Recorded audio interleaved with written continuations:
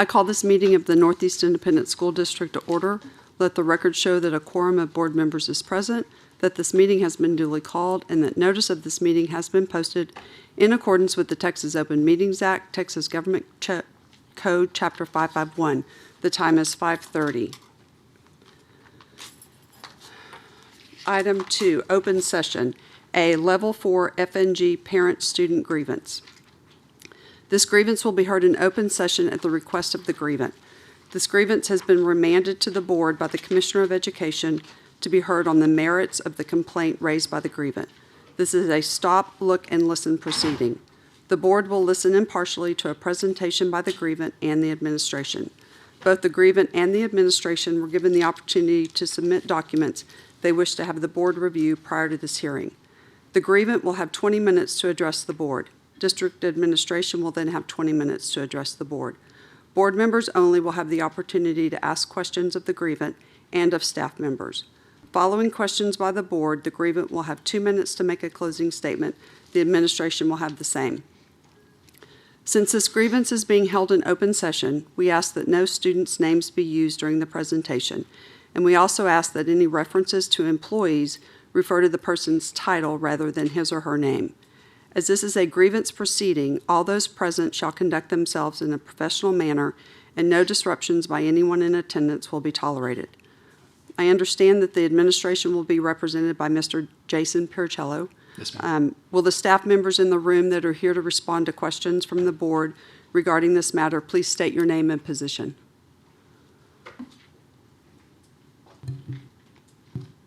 Jennifer Aguilar, Director of PE and Health for Northeast. Katie Steinhoff, Health Instructional Specialist, K-12. Thank you. Question, they are not part of the grievance which was filed 2.5 years ago. They were in their current positions until recently, so I'm just questioning the purpose of having witnesses who aren't familiar with If we have operations. questions regarding the grievance, that's who the administration has put forth. So they're privy to the grievance, even though it was filed 2.5 years ago. Is that correct? So any staff can see the grievance? They have been apprised of the grievance. Is that correct, Mr. Piricello? Yeah, they haven't been provided a copy of the grievance. They understand what the grievance is about. Okay. But they do need to be present to answer questions possibly about the current state of affairs and the current curriculum. So they are relevant. And they're not exactly witnesses. They're more staff members who are here to provide information as necessary.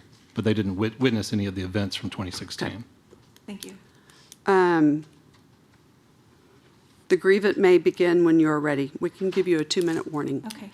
I have several. I thought the order of events was going to be some introductions. Was that what that was? Introductions? No. Yes? Okay. So I have several objections before we begin. First, I do want to clarify it's not a parent-student grievance. It is a parent grievance, but your form requires the student's name. So I would hope that no FERPA or a PPRA or any federal, state, or other constitutional laws are violated by involving a child in this grievance, which has nothing to do with the child. Secondly, recusals. Are there any board members who wish to recuse themselves if you have been directly involved party to the complaints that were raised? No? Okay. Also, I would request that my microphone not be cut because it would make an incorrect hearing transcript. If I have an objection or if I have something to say, this should not be silenced at any time. Is that agreeable to the board? We don't cut mics. I believe that's incorrect. But okay, that would be good this time. I also object to the new evidence placed in the local record. Only items 1, 7, and 8 are pertinent to this grievance. That is all that was in levels 1, 2, and 3, and it is against the F&G policy, very clearly stated. In fact, I have these to pass out for you to keep it easy to follow along. I don't know how to get them to you. But the F&G policy is extremely clear that no new evidence may be added at level 4. Additionally, the commissioner stated that at level 4, no new evidence may be presented. This policy is not ambiguous. I have a question, but I would like to consult with Mr. Lopez.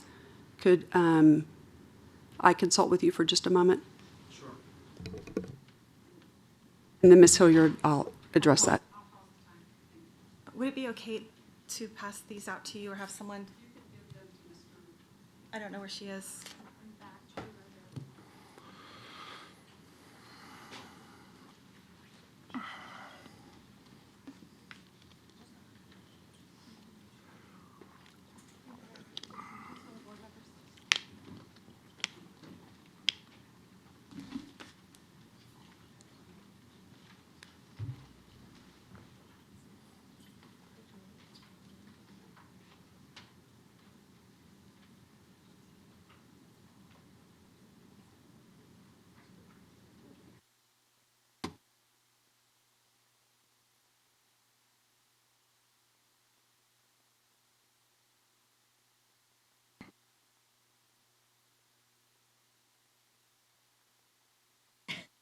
Is that new evidence?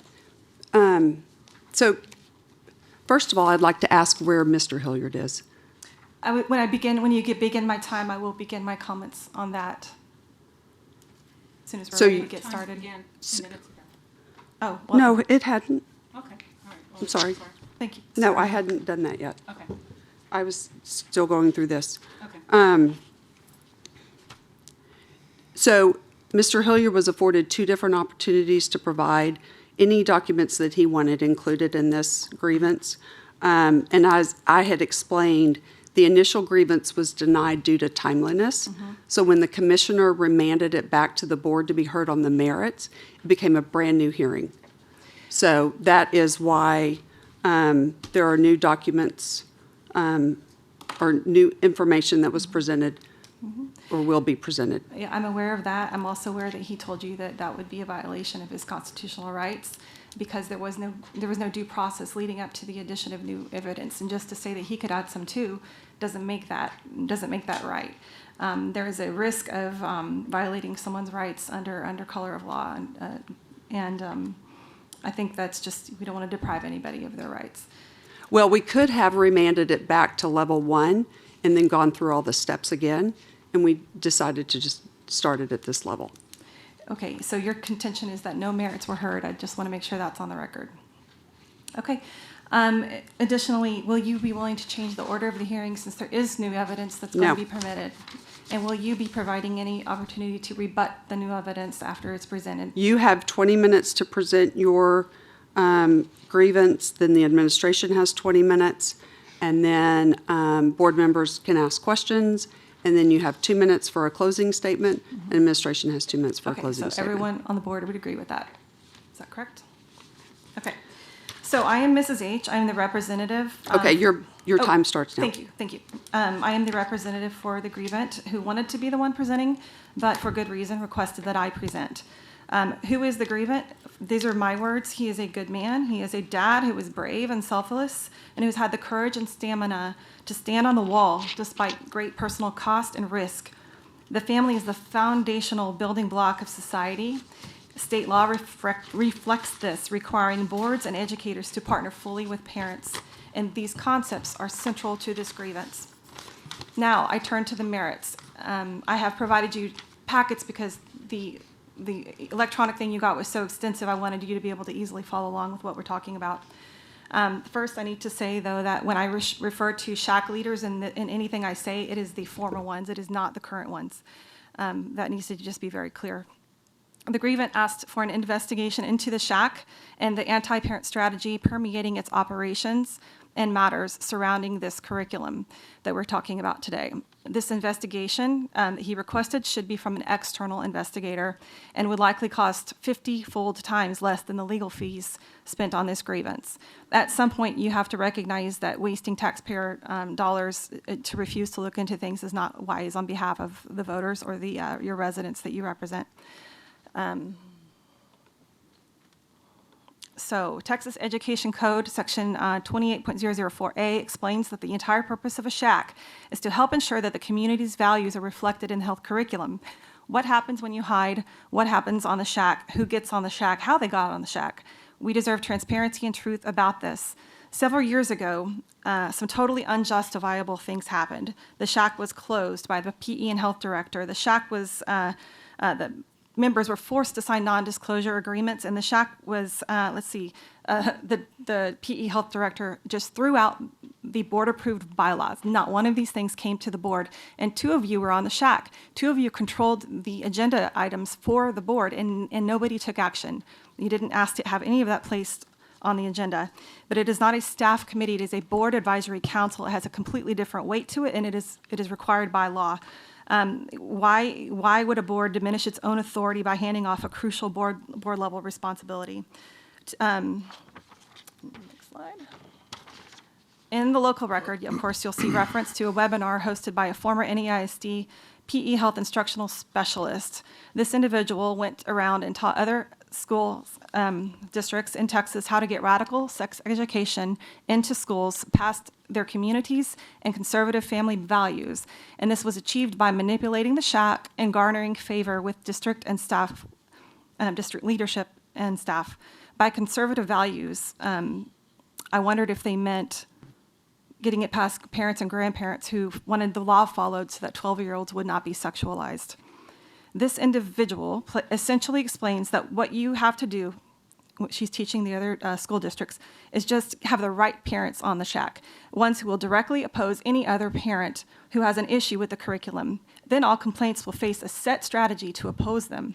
This individual ensured that the administration, all the way to the very top, would protect the objectives of those shack staff leaders.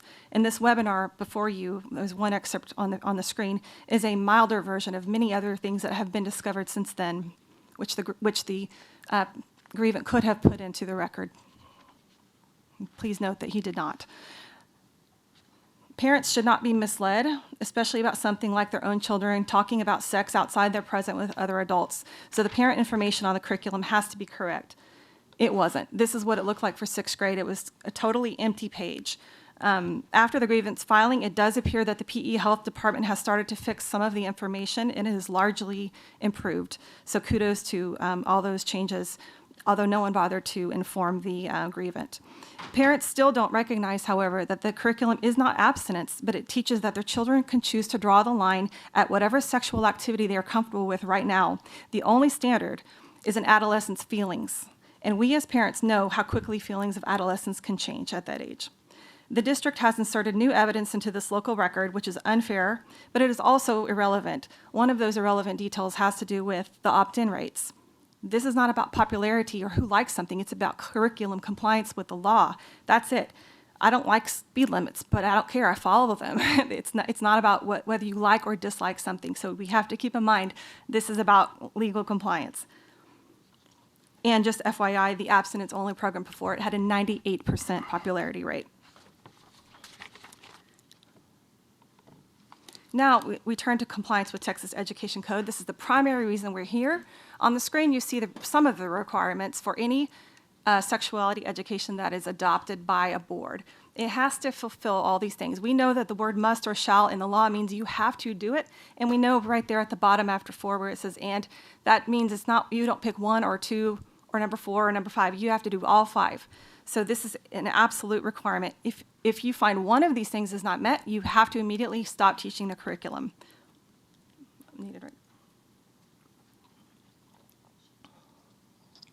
So let's look at these 5 conditions. Let's see if any one thing is missing. Subsection 4 says that the curriculum must direct adolescents to a standard of behavior in which abstinence from sexual activity before marriage is the most effective way to prevent a number of consequences. So where can we find this concept taught? Nowhere. This is not in the curriculum. There is no direction to anything solid, only to a line that an adolescent can draw for him or herself based on their feelings. Remember, it is draw the line where you feel comfortable at this moment in your life. Do the sexual activities that you feel comfortable with. There is no standard of behavior. There's definitely no directing to it. And then there is 0 reference to marriage at all. So you can't be saying that you fulfill this if you are not pointing to the idea that it is that it is the best thing to do before marriage. If you do a search of the student workbook for 8th grade, which is where the sex, STD, mostly HIV, is taught, you do a search. There is 0 results for marriage or married. You can look at the teacher manual.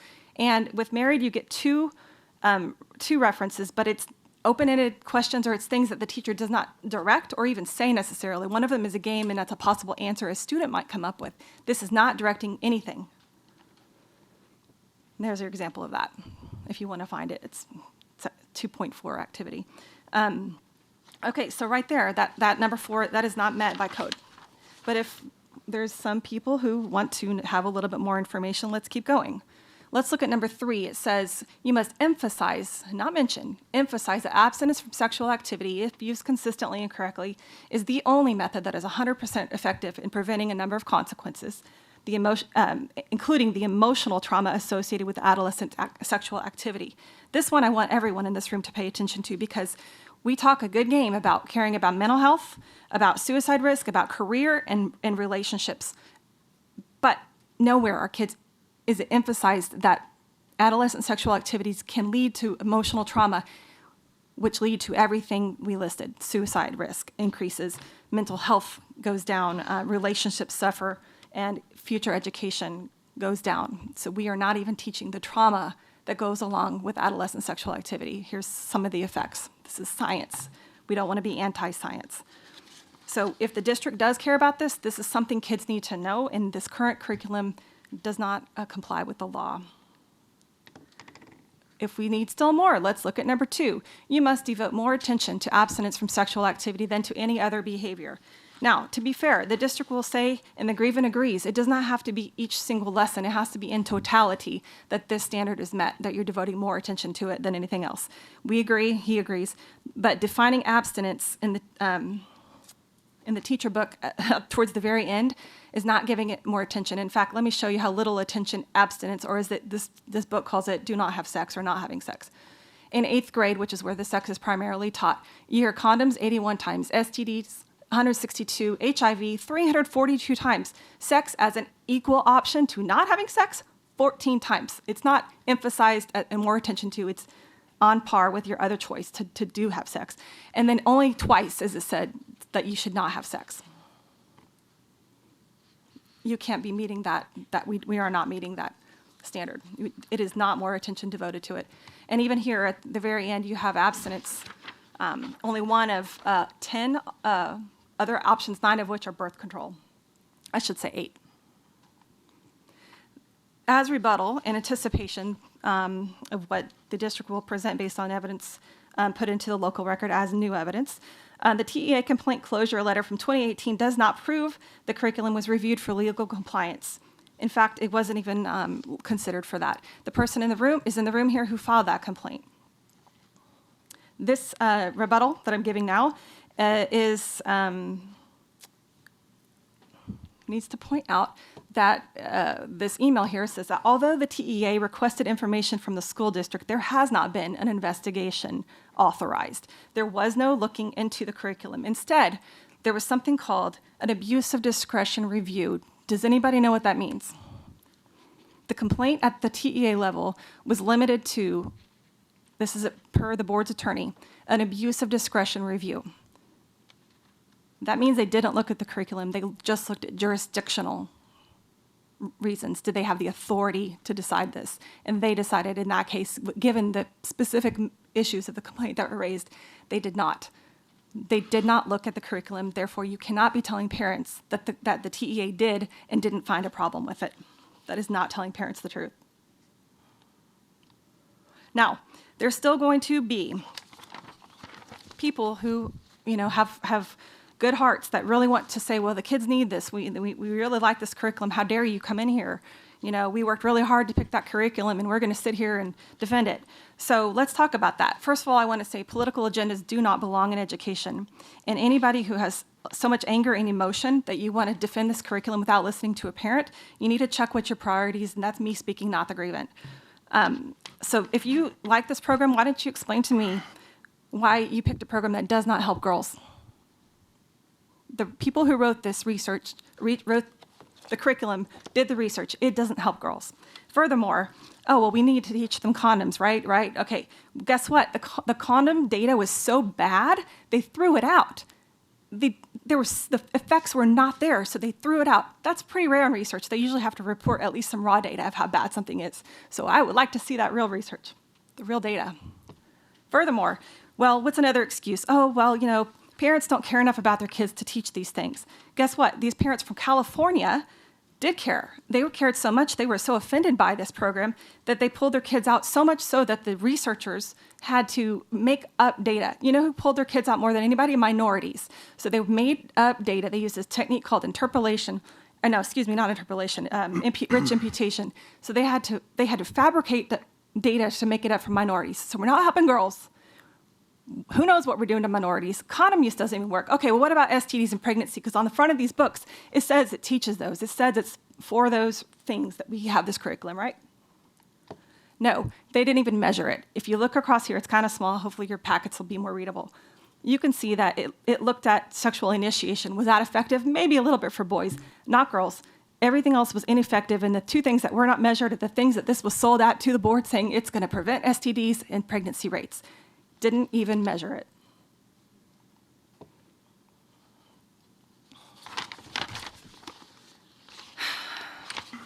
Could you tell me how much time I have, please? 6.57. Thank you. So, all of this was known and knowable. When this was presented to the board in 2016, the PE health director held this very research that I'm just discussing in her hand and did not reveal it to the board. Sat there and said that this is a new curriculum to replace an old one. They were the same age. The board was not told that. This is a long, what I'm concerned about is the need to investigate, and the grievant believes that parents are not being heard and are not being supported. They're not being told the full truth. And the way that the shack was allowed to operate for so long by shutting it up, shutting it down, shutting out parents, making it hard to see the curriculum, and writing previews in very cleverly worded phrasing is still a problem. We need to investigate externally, external investigator, and parents need to really be able to come together and demand respect. It doesn't matter what our views are. It doesn't matter what our politics are. There are children, and we deserve to be told the truth, and we deserve people that will understand that it's important to follow the law. The grievant and I, at level 2, spent 45 minutes with the hearing officer going over the merits. So part of the objection is that the merits have been heard, unlike the argument being made. What I could not have imagined, however, is when we got the audio for this, was the level of what educators think about us, what they think about, not me, but what they think about parents, and how misinformed they were about this curriculum and how quick they were to judge. I heard talking point upon talking point, such talking points as, oh, conservative, or they just disagree with the curriculum. You have to opt in and that kind of thing. And I've heard that over and over throughout. Well, let's get my thing here going.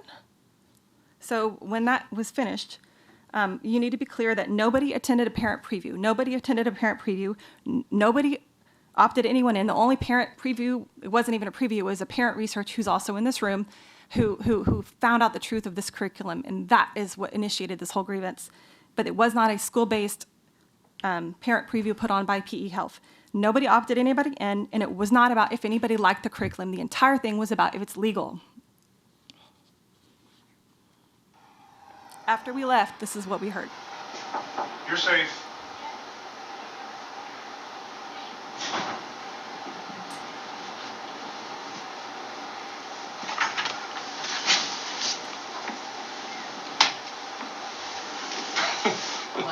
They're fine. He's nice, right? Yeah, they both are. I like him. Both are very, very conservative, you can tell. Oh my God. Very. Yeah, but very nice. I hope their daughter is the white wedding dress kind of girl they want her to be. So, they were fine. Did they go to the parent preview? Did they go to the parent preview meeting? The mom did. And she must not have previewed very carefully. She didn't agree with it, and she talked to him within a day about what she saw. So why did they opt their kid in? You have to opt the kid in. You know, I don't know. I didn't ask. It's not opting out. Why, Yeah. if you don't approve, did you opt your kid in? Yeah, I didn't ask that. I'm like, I thought my attitude towards that might be a little, like, what the heck? Yeah. You don't even have to opt them out. You have to opt them in. When was it shown, do you know, or when was it taught? I don't know. I don't know either. I think, I don't know, maybe within the time period. Yeah. He acts like it is. I would have to get with Eric on that. You know, I have mixed feelings about it. Only in that I don't agree with the content either, but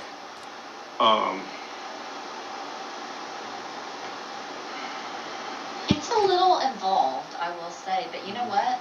There's a lot of kids out there doing a lot of stuff. better than a lot. And you know what? We better get them prepared, Yeah. because do you really want them not knowing and then being taken advantage of? Like, I don't know. You have I 2 feel minutes. like information is power. You Well, can and give I asked your... them, you know, you were denied at level 1 because it was not timely. Why are we here? And what they say. We don't agree They that don't that know. was... Right. Sorry.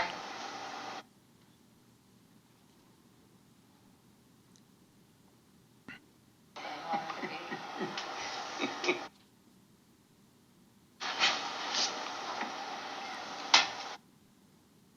Well, you heard enough. Hope their daughter's of the white wedding dress variety because we won't love her. Is that what it is? Is that what the educators here think of us, parents? That we have to teach them because these parents won't teach them? That's the disdain. That's a cultural thing. And that's got to change. All the protection of the shack, the treatment of the parents, the treatment of this grievant, making him suffer and go through with this for 2.5 years because nobody wanted to spend. How long did it take to disprove the curriculum? 2 minutes? That's all I have to say. Thank you.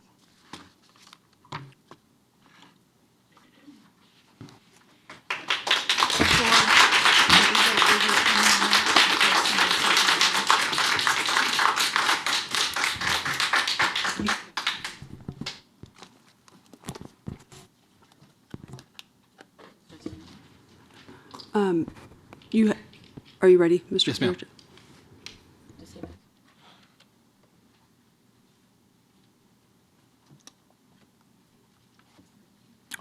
Can I just have a 1-minute warning before the end? Yes, thank you. Okay, good evening, Madam President, trustees. I do want to make 2 things clear at the outset. First, and I'll get into this more later, but remember that we're talking about a fully optional curriculum here tonight. And it's a fully optional course of instruction for middle school students. Second, administration is not advocating for or against the content of this particular curriculum. That's ultimately going to be a community-driven decision by the shack. And you know, Mr. Hilliard in this case is claiming that this curriculum violates the law, though, so we have to address that claim. Now, the recording that was just played, that was unfortunate. That was a recording of 2 people talking and that weren't aware that they were being recorded at the time. However, it's not relevant to the central question of this grievance, which is whether this curriculum is legal or not. And we maintain that it is legal. And I should also add a third thing, that we are one of 8 school districts currently that are teaching this curriculum in Bexar County that we know of. There may be more, but that's the number that we were able to gather prior to this grievance. 7 other school districts teach this as well. So, looking at its first request for this board to halt, draw the line immediately, and reinstate the previous in the interim, that remedy obviously has not been granted, but the board has already provided a vehicle for potential relief on this item. So on January 10th, this board approved a resolution requesting that the shack review the human sexuality and abstinence education curriculum. So the shack will look at the curriculum and they'll come back to you with a recommendation as to whether to keep the curriculum or to replace it with something else. Now, as stated in Education Code 28.004A, all school boards are required to establish a shack to, quote, assist the district in ensuring that local community values are reflected in the district's health education instruction. The shack's review is a community review. And the Education Code states that any course materials or instruction relating to human sexuality shall be selected by the Board of Trustees with the advice of the local shack, and you know that. Now, the law states the shack must have at least 5 members. Here in NEISD, we have 50 members on our shack. And right now, the makeup is 27 parents, 27 parents, 17 employees, 4 community members, and 2 non-voting trustees. So what Mr. Hilliard, through his wife, and I'm going to say Mr. Hilliard because it's his grievance primarily, is requesting that this board halt the Draw the Line curriculum tonight and replace it with the prior curriculum. And he's doing that without the advice of the local shack, with the current shack, without ensuring that local community values are taken into consideration. The prior curriculum was called Choosing the Best, and that was adopted in 2008, 14 years ago. He's asking you to roll back to that curriculum. Now, Draw the Line was adopted on May 9th of 2016. And during the May 2016 board meeting, which is publicly available to view on YouTube, it was stated that the Choosing the Best curriculum does teach human sexuality and STD prevention to 6th graders. And that's not something that Draw the Line does. I'm not sure if he's aware of that aspect of the curriculum or any part of the curriculum. I don't know if he's compared it with our current curriculum to determine if that's a better or worse curriculum. But Draw the Line, again, our current curriculum doesn't start human sexuality instruction until 7th grade. So to comply with Mr. Hilliard's request to revert back to Choosing the Best curriculum without the current shack's input would ignore our current community's values and would likely violate the law. This board has already requested the shack's advice on the matter, and it can take appropriate action on the curriculum once the shack has reviewed and made its recommendation. Now, this review may take some time, but it's important that we take the community's values into consideration and properly vet this through the shack before the board decides to replace the curriculum. Now, Mr. Hilliard asked this board to replace the Draw the Line curriculum based primarily on his claim that the curriculum violates state law. We've already received an opinion from the Texas Education Agency on that claim. In 2018, a parent alleged through a 7-page complaint to TEA primarily that the curriculum violated state law. She also provided 61 pages of her own analysis and documentation in support of her position. TEA came back to us as a district and requested a response from the district specifically regarding the parent's allegations about, quote, the district's health instruction not complying with its requirements. And that's on page 229 of your packet. Now, the district then provided an 11-page responsive letter with analysis describing why the curriculum did not violate state law. It also provided hundreds of pages of documentation to TEA. The district also pointed out to TEA at that time that the TEA itself had commissioned a review panel that had identified Draw the Line as a recommended curriculum for HIV and STD prevention in Texas. So if Draw the Line violates state law, why would the Texas Education Agency's review panel recommend it? That makes no sense. So after NEISD provided its response and the supporting documentation, TEA then wrote back to the district on June 12, 2018. They stated, quote, the agency has reviewed the documentation and determined that Northeast Independent School District has addressed the reported concerns that are within the scope of the Texas Education Agency. This concludes the agency's review of the matter, and no further action or information is necessary at this time. So it's clear then that TEA, after reviewing all the documentation and the analysis provided by both parties, did not make a finding that the curriculum was illegal. It's been stated here tonight that because they didn't go into a further investigation, they didn't look at it. That's not what their letter said to us. Their letter said that they had reviewed all the documentation provided by both parties. If they didn't feel like they had to go further and investigate further, that's one thing, because they got the answer they needed from what both parties provided. It was also reasonable for the district to conclude based on that letter and based on the TEA's own recommendation for that curriculum for STD and AIDS prevention that TEA felt Draw the Line met the Education Code's requirements. That was a fair assumption on our part. But at the very least, we know that TEA decided the curriculum was not worthy of further consideration. And so although the matter has been reviewed by TEA and the allegation has been thoroughly addressed in the past, I'll once again respond to the claim that the Draw the Line curriculum violates state law. First, we'll talk about the notice requirements of the law. The law states that before each school year, the district shall provide a written notice to a parent of each student enrolled in the district that includes, number one, quote, a statement informing the parent of the human sexuality instruction requirements under state law. 2, a detailed description of the content of the district's human sexuality instruction and a general schedule on which the instruction will be provided. So each year, and this is in your packet, the district provides every parent with a 4-page notice informing them of the human sexuality requirements under state law, as well as all the other information required by law. The notice provides a description of the topics to be covered across grade levels, along with general timeframes during the year when the instruction will be provided. NEISD also provides parent preview meetings about a month before the instruction taking place so that parents can come in and see and hear about it in person. And that's on page 249. The notice also has to include a statement of the parent's right to, quote, at the parent's discretion, review or purchase a copy of the curriculum materials and remove the student from any part of the district's human sexuality instruction without subjecting the student to any disciplinary action, etc. So all district parents are given a link through Skyward Family Access where they can see a detailed summary of the Draw the Line curriculum. And they're also told that they can view the full curriculum on a district campus or building. They're also given electronic access to be able to sign up for 30 days access to the full curriculum. So they can see it electronically, they can see it physically, they can see it every different way.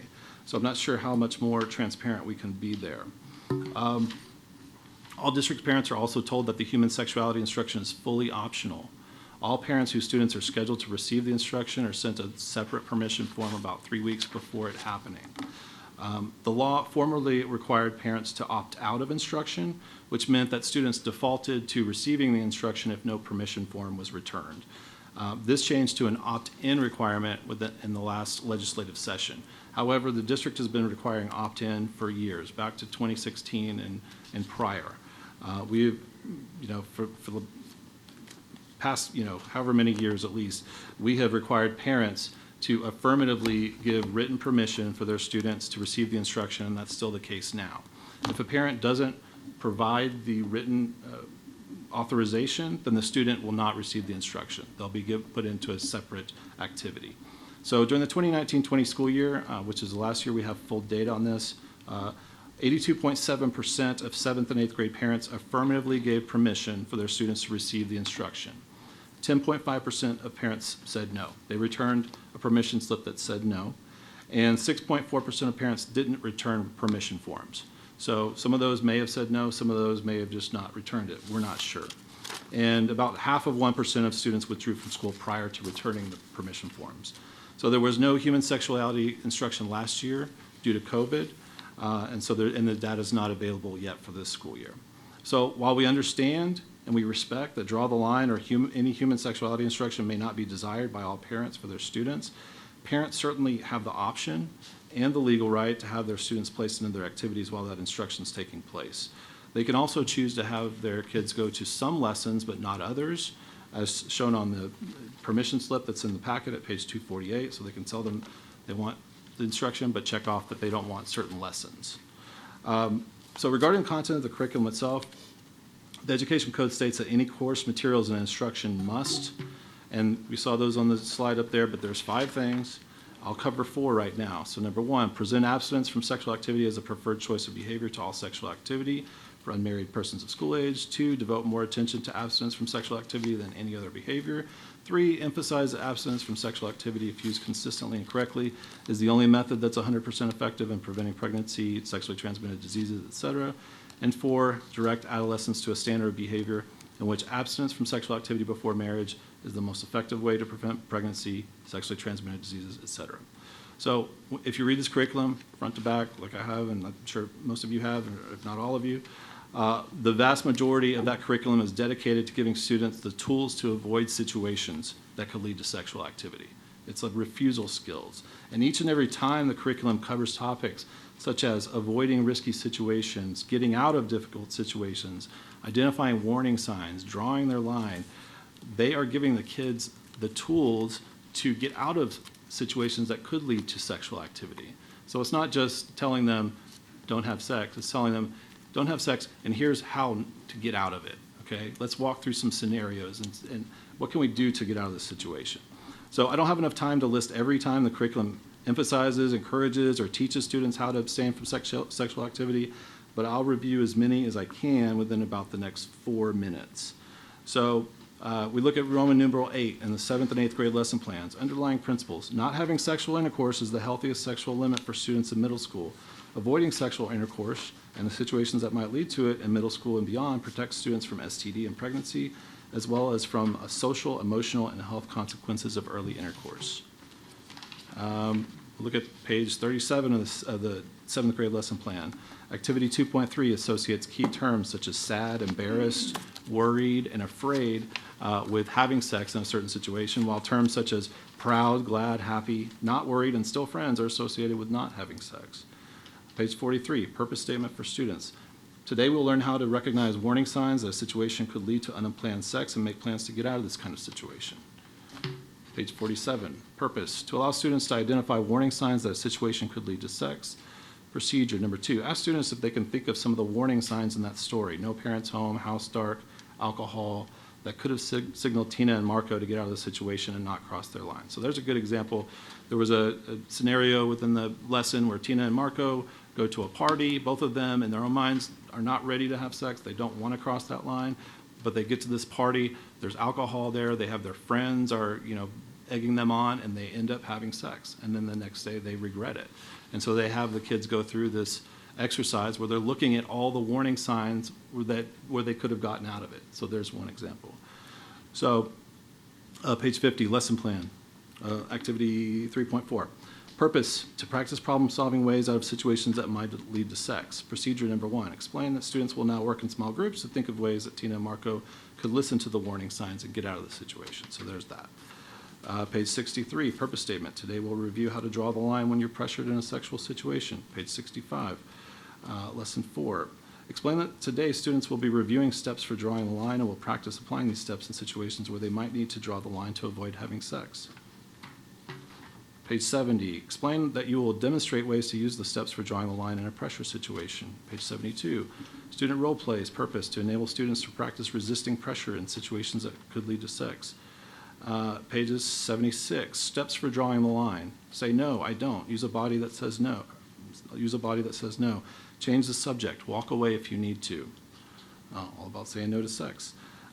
Page 87, lesson 5, STD facts, objectives. Students will be able to define STD and common signs of an STD, describe when and how to get help for STD infection, identify abstinence as the best way to prevent STD infection.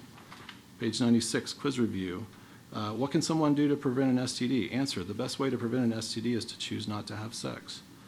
Page 105, objectives. Students will be able to describe interpersonal skills that will help them draw their lines to delay sex, give advice to friends on how to draw the line to delay sex. Page 111, student role plays, purpose, to allow students to think of how they might help a friend resist sexual pressure and to practice assisting a friend. Page 115, teacher activity. The best way to make sure you don't get an STD is to not have sex. Page 29 of the student workbook. The best way to prevent STD is not to have sex. The nurse tells her this is also the best way to prevent unplanned pregnancy. Page 33 of the 8th grade lesson plan. Students will be able to identify abstinence as the best way to prevent HIV and other STD. Page 44, ask students to name the best ways to prevent HIV and other STD. Emphasize that choosing not to have sex is the best and safest way to prevent HIV and other STD. Remind students that not having sex prevents pregnancy too. I think I'm just about there. How much time do I have, Mrs. Huey? 4:40. Okay, thank you. I'll move on. I have pages and pages and pages. There's no way I could get through them. But, so when you look at the Draw the Line curriculum, when you read it through, just as I have, and it's not that long, parents can this is a couple of hours to get through, really, if you want to read both grade levels. But it undoubtedly presents abstinence as the preferred behavior and the best and only behavior that's 100% effective against pregnancy, STD, HIV, and AIDS. It also stresses abstinence from sexual activity more than any other behavior. There's no question about it. Now, the 5th content requirement of the law states that the course materials must teach contraception and condom use in terms of human use reality rates instead of theoretical laboratory rates. Now, in the teacher lesson plan, it does have the theoretical laboratory rates. However, UT Health at the outset looked at that, and they provided us a medical supplement, which is included on the Skyward page for the parents, and it's also provided to the instructors, and it has the actual human use reality rates. So we're in compliance with that as well. So overall, the NAICD Human Sexuality and Abstinence Education Program meets or exceeds all legal requirements, including but not limited to notification, opt-in, abstinence, and contraception teaching requirements. We as a district have reviewed the content against the law multiple times, and we've come to the same conclusion. TEA has also concluded that no further action is necessary regarding this curriculum, and we're confident that the Draw the Line curriculum would survive any legal challenge. Now, aside from his own legal challenge, Mr. Hilliard claims that the Draw the Line curriculum contains offensive content that does not reflect community values. Again, the curriculum was approved in 2016 by the SHAC, which is the 50-person body selected to reflect the community's values and to advise the board on the curriculum. It stated that we need an investigation into the SHAC, but I have heard no evidence of wrongdoing. All I've heard is allegations. I have heard no actual wrongdoing. Some of the SHAC meetings were closed. That's correct. We could close them at the time. Legally, now, they have to be open, and they will be open. That's the only thing I've heard so far, is that the SHAC meetings were closed. If there was evidence or any evidence was presented, to justify an investigation, maybe so. But why spend the taxpayer dollars and resources if there's no evidence has been presented? It was suggested that the board rubber stamped the SHAC's recommendation in 2016, but the board spent 90 minutes on that topic. Every board member asked questions, multiple questions. The community came and spoke. So I'm not sure how that could be a rubber stamp. The curriculum is open, and it's available to all parents to review at any time, as I stated. And 82.7% of 7th and 8th grade parents have chosen to allow their students to receive the instruction. Now, although Mr. Hilliard may feel that the curriculum is graphic or sexually explicit, most parents don't appear to agree with them. And he can simply choose not to allow his children to participate in the instruction. By asking you, the board, to throw out the curriculum altogether and to replace it, Mr. Hilliard is asking you to abide by his own values rather than the stated values of the community through the SHAC and the preferences stated by parents through the 82.7% opt-in rate. Mr. Hilliard's second request requiring SHAC meetings to be open was granted through state law, which is House Bill 1525.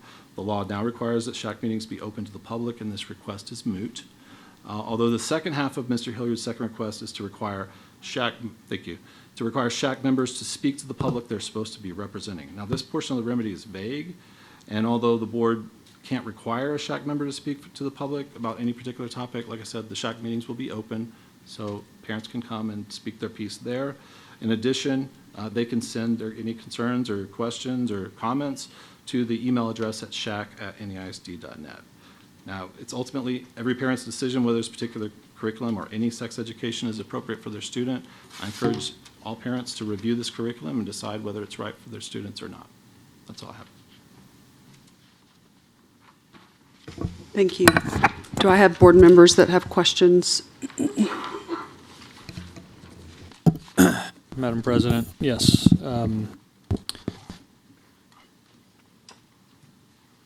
Give me 1 second. I've got some sort of general questions, I think, for both parties, grievant and the administration. And then I'm going to try my best to go through the information provided in our packet.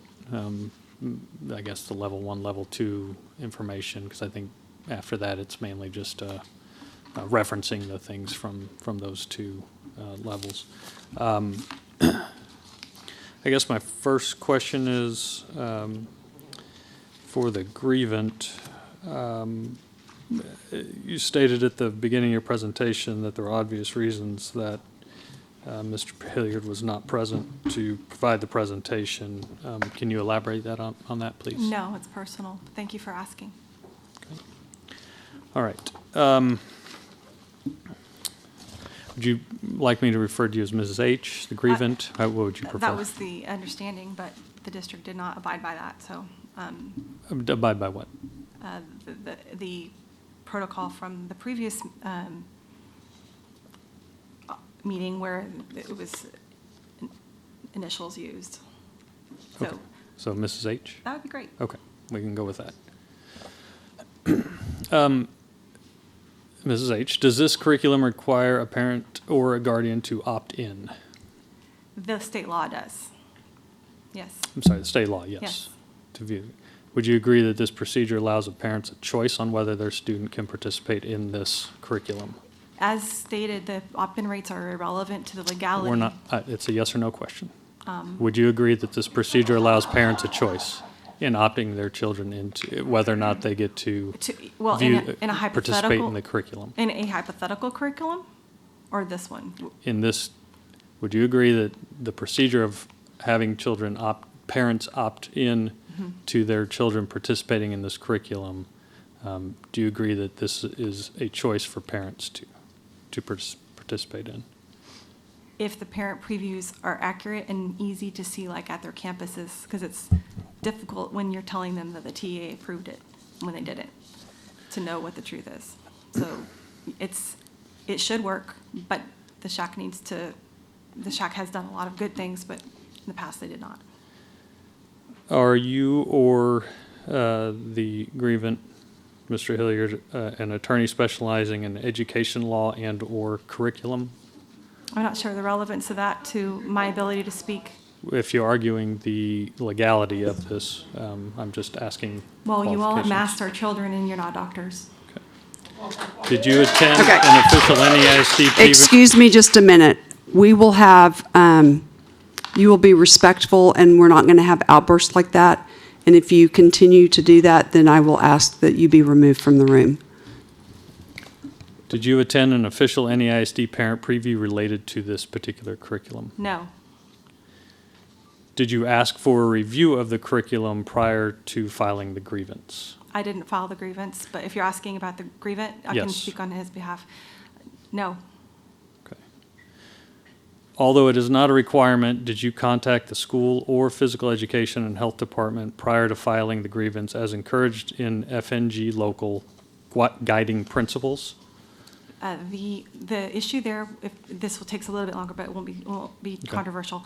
The issue there was there was concern because at the presentation given off campus by a parent researcher that brought this whole thing up, that was on, I want to say it was November 18th at night. The date is a little escaping me because it's been so long. And then so there was some question when the grievance filed on December 5th, was that was day one for him, but we were afraid that the district was going to try to say, oh, you're the same person because you're married, therefore you've expired your day 10. So there was no opportunity for him to do that and feel that his F&G would be protected and under the timeliness. Within the packet information we have with level 1 grievance, you rely on several pieces of information from a specific presentation that was conducted by a person not related with the school district. Is that person recognized as an educational attorney or considered a subject matter expert within the field of education and or medicine? What's the definition of expert? Somebody that is certified and or has a license to I'm not sure. review. Okay. Since Mr. Hilliard did not see the presentation firsthand, Sorry, you- it was posted to Facebook, so he saw Okay. the full video Okay. of the Well, presentation. Just to clarify. Okay, well, in the initial level 1 filing, it says he was given a debrief by you based on the presentation that you saw. So that's what I'm going Oh, off yeah, that's of. correct. I said, Okay. oh, you have to watch this, and then he Okay. did. Are you aware if Mr. Hilliard did his own research immediately after that to verify that the information presented in that presentation was 100% fact? If by immediately you mean that day, there was a very rushed, but then he had to leave town. So it was looking at all the handouts that you all received and the video, and that was without being able to get your hands on the curriculum at the time. That was what he had to go on. Okay. At the bottom, one of the slides that we were provided with, because, and I can't find it. It was on our page 43. It was a table or a chart that speaks to, The research? yes, the San Antonio School, what are they teaching for human sexuality table. At the bottom, were you aware that it states, all statements or summaries must be understood to be opinion? Oh, that was explained because the district threatened this individual that they had to be quiet and they were going to sue her if she told parents what was in it. And so So the advice was just say that everything's your opinion, and then you will not get sued by the district threatening to make her quiet, so she didn't tell other parents. Okay. Mr. Pericello, do you have any information related to that particular part of this, as far as us, the district threatening somebody? I don't believe we have a keep copy quiet. of that letter in our exhibits. I'm not sure. Okay. I think those were part of a previous grievance. Okay. And my understanding was that this, I don't know if it threatened to sue or not. I can't recall, but I remember a letter was sent to this parent, letting her know that, the district essentially was not happy with the information that she was sharing in the public because it wasn't accurate. But as far as a threat to sue, I don't recall that specifically said that. Okay. Well, since that's not part of this packet, since it was brought up, I wanted to ask to get some clarification. So I'm going to go into, on the level 2, there was a few sections that kind of breaks down several of the issues and whether there's violations or not, just to give you some bearings as to where you are. For us, I believe this is all starting on page 62 or 63, if I'm not mistaken.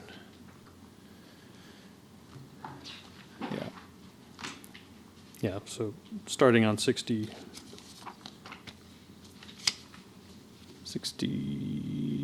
sorry, apologize.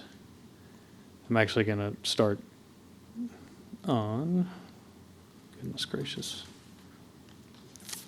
That's a lot. Yeah, Do you want my sorry. paper There we go. copy? It's for ours. It's actually page 69. Okay. Yeah.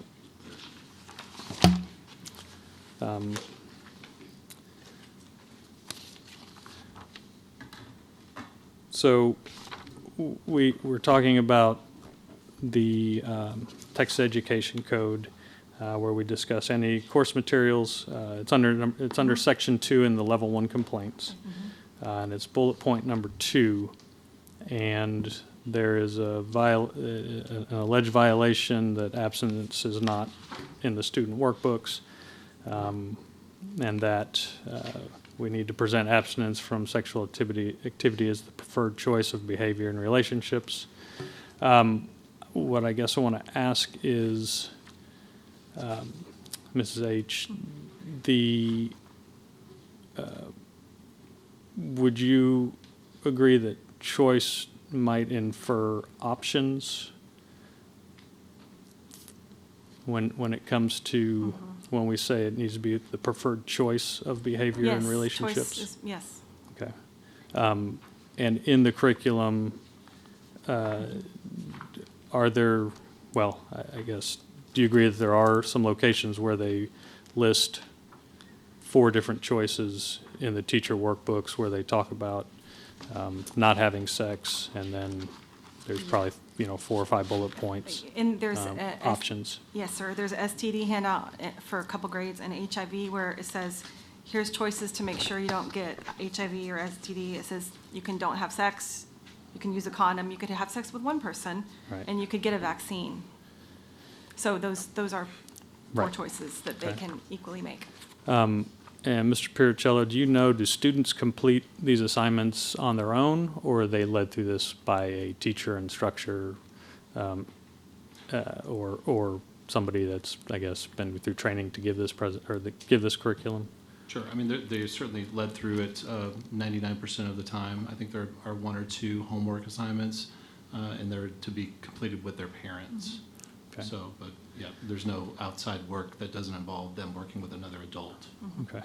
And Mrs. H, do you know of any information or data or evidence that suggests that the teachers are not leading the students through this curriculum by also talking about abstinence They as are only the preferred choice? Under a grant, you have to teach the lessons with fidelity, or you're committing grant fraud. So they have to teach what's in the book, and anything extra would not be permitted, otherwise you'd be violating the conditions of your grant. So if I were to say, yes, they're teaching something different, then they were violating the grant, is my understanding. Not 100%, but that's my fear and concern of saying something like that. Teachers have to teach what the board approves and nothing else. And so, but I will say there was an assignment that the kids are supposed to call local, or CDC, call like a free health clinic, and see how nice they are, write their phone number down and that type of thing, which would be an independent activity, not necessarily under the supervision of a parent. Okay. When we're talking about under section 2, number 4, where it says emphasize that abstinence from sexual activity if used consistently and correctly is the only method that is 100% effective in preventing pregnancy. One of the I guess complaints is that it emphasizes don't have sex, and it doesn't necessarily I guess say the word abstinence specifically. But I know in the education code in E4 it says it also states that that most effective is used in the actual education code language. And so is it possible, is it possible that in the curriculum where they say the best way, do you think that is also equivalent to the word most effective? It might be. I'm not sure. Okay. But I think either way, the question is, does it really do that? Because the list we heard from Mr. Parachallo was mostly just descriptions or objectives or procedures. It wasn't actual content being conveyed to the students. It was, in this lesson, your students will learn. And so that's where these references are all coming from. But I don't know that it's necessarily, I do know that it's not necessarily saying that it's always, it does say it's most effective, but the question is the emphasis. So a mention is not the same as an emphasis. And even all the TEA complaint things, everything submitted was the list that the PE health director who presented it to the board had compiled this list, and it said, it's mentioned here, it's mentioned here, it's mentioned here, and is mostly in teacher objectives or summary statements of what the lesson's about, not the actual content. So to have a list like that is a little without context, if that makes sense. It's not really emphasis. Go to the next one here. So in bullet point 8, there is a contention that that parents don't get a basic summary of the content of draw the line, respect the line.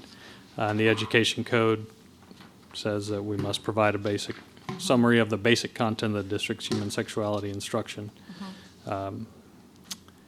And I guess my question is, and bear with me, that what is your definition of the word basic?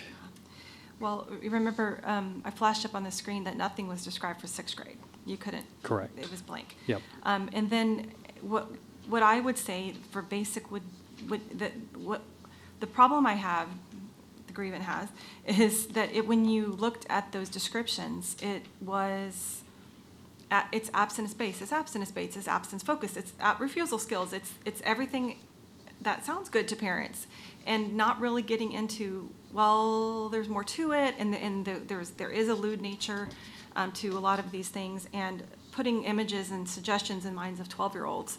So, who considers it lewd? Well, I think people who believe that sex is a gift from God, for one, who would say that there is talking about baby oil with children, maybe, and uses of it, maybe not be particularly age appropriate. Maybe people who don't believe in God also want to protect their children's bodies and make sure that they stay as healthy as they possibly can, and not put ideas in their head of, you can draw your line where you want. Hey, maybe you feel like doing this Friday, but then Saturday your line goes back here. There's no anchor for it, and abstinence serves as an anchor. And I think when you're telling people you have abstinence till marriage, which is not taught at all, which is required by law, it becomes based on feelings. And I mean, I don't know, my teenager's pretty great, but I know when I was a teenager, my emotions fluctuated quite a bit. So I might feel a certain way at some time and feel a different way another time. Do you think an outline, so in a presentation, do you think an outline would be considered forming the base of that presentation? So if I had a presentation and I were to provide you an outline of that presentation, a basic outline of that, would you agree that that's the base of what's to come in that presentation? I think that could, and I think that's reasonable. But I would say if red flags are deliberately left out, then it would be maybe not a very honest one. But if we're honest and you do a list, it would at least pique a parent's curiosity to say, well, I want to see a little bit more before I agree to opt in. And then I would make it a little more available. Nobody wants to drive to Wetmore. We have our schools right there. So that's just a respect for parents type thing. Moving on to complaint, I guess it's still complaint 2. And this is about, and I think some of this may have been, we talked about the parent notification, and Mr. Piricello, can you describe for me currently what is on the internet or the website, the NEISD website for? It's in your packet. Let me see if I can locate it real quick. It's towards the back. Oops, sorry. So at page 669 of your packet, you see the landing page, essentially, the Northeast ISD Human Sexuality and Abstinence Education page. And it covers every grade level where it's offered, 4th, 5th grade, 6th grade. And 6th grade, actually, they don't get sexuality instruction. 7th grade, 8th grade, all the way up. Yeah, it goes through high school as well. Okay. So that's all there. Lots of links for them to click and follow to where they can actually get to the curriculum and all the related documents. And at the time that the grievance was filed, what was available for individuals to see on the So website? that was filed in, I believe it was filed in 2018. I'm not sure. 2019. End of 2019. 2019, yeah. I'm not sure what that page looked like in 2019. I'm not sure. Do you guys know back here? They're new also. Okay. So. But the information that is on there now, was that available on the website at 2019, I guess is the question. I mean, according to the packet we have, it wasn't available. So I'm just trying to understand if that was something that has been added and if this is a moot point and we've now started moving beyond where we were. I believe as of 2019 this information was there, but I'm not 100% positive. It may not have been when it was the curriculum was first adopted. But I don't have a date when this page was created. So Ms. H, the information that's under complaint 2 on,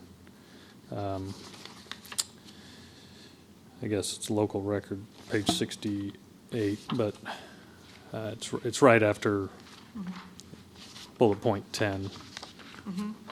The screenshots that are in there about from NEISD's website, I assume those were all taken at the time of this grievance being filed, or are these from a previous?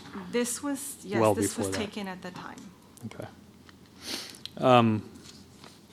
One of the contentions, I believe, is that the district put on their website or in the preview information that the draw the line and respect the line is new, and the contention is that it's not. Is it possible that their use of the word new means it's new to the district and not a new curriculum? That's the way I took it. That's the way new the to the grievant district. took it. I think the complaint there with the grievant, if I recall, was that if it was adopted in 2016 and it had been in place for 2 years, putting no information online or not sufficient information online and calling it new would give you the excuse of, oh, the staff hasn't had time to update it with good parent information. And yet it was already in place for 4 semesters, or not 5, I think maybe 5. I don't know the math, but and so that criticism was not because the curriculum itself, which was written in like 95, was new, but just that, yes, new to the district. Okay. There's also contention that parental rights are violated because you weren't advised of the graphic, sexually explicit nature of the curriculum. I guess I could ask, what is your could someone else's definition of sexually graphic and explicit be different from your Yes. specific? 100%, yes. Mhm.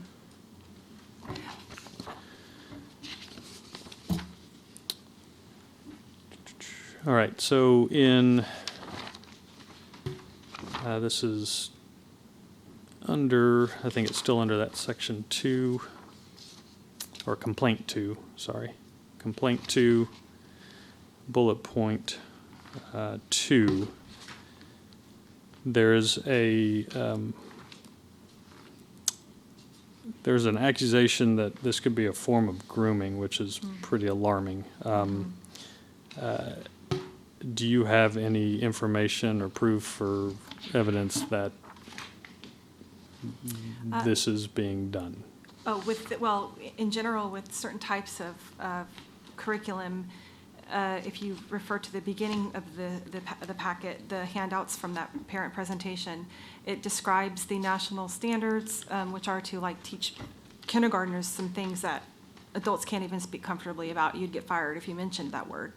And so it is a effort to infiltrate shacks. They're training people to go around shacks to close them down. They're moving people from cities to tiny little towns in Texas to try to infiltrate their shacks, and they're following some of the things that we're trained to keep it out. So I do think there is an orchestrated effort, but in terms of your specific definition of grooming, I mean, that's just the definition of grooming. It's the same as exposing them to literature. Well, and not the definition of grooming. I'm aware of that, but Yeah.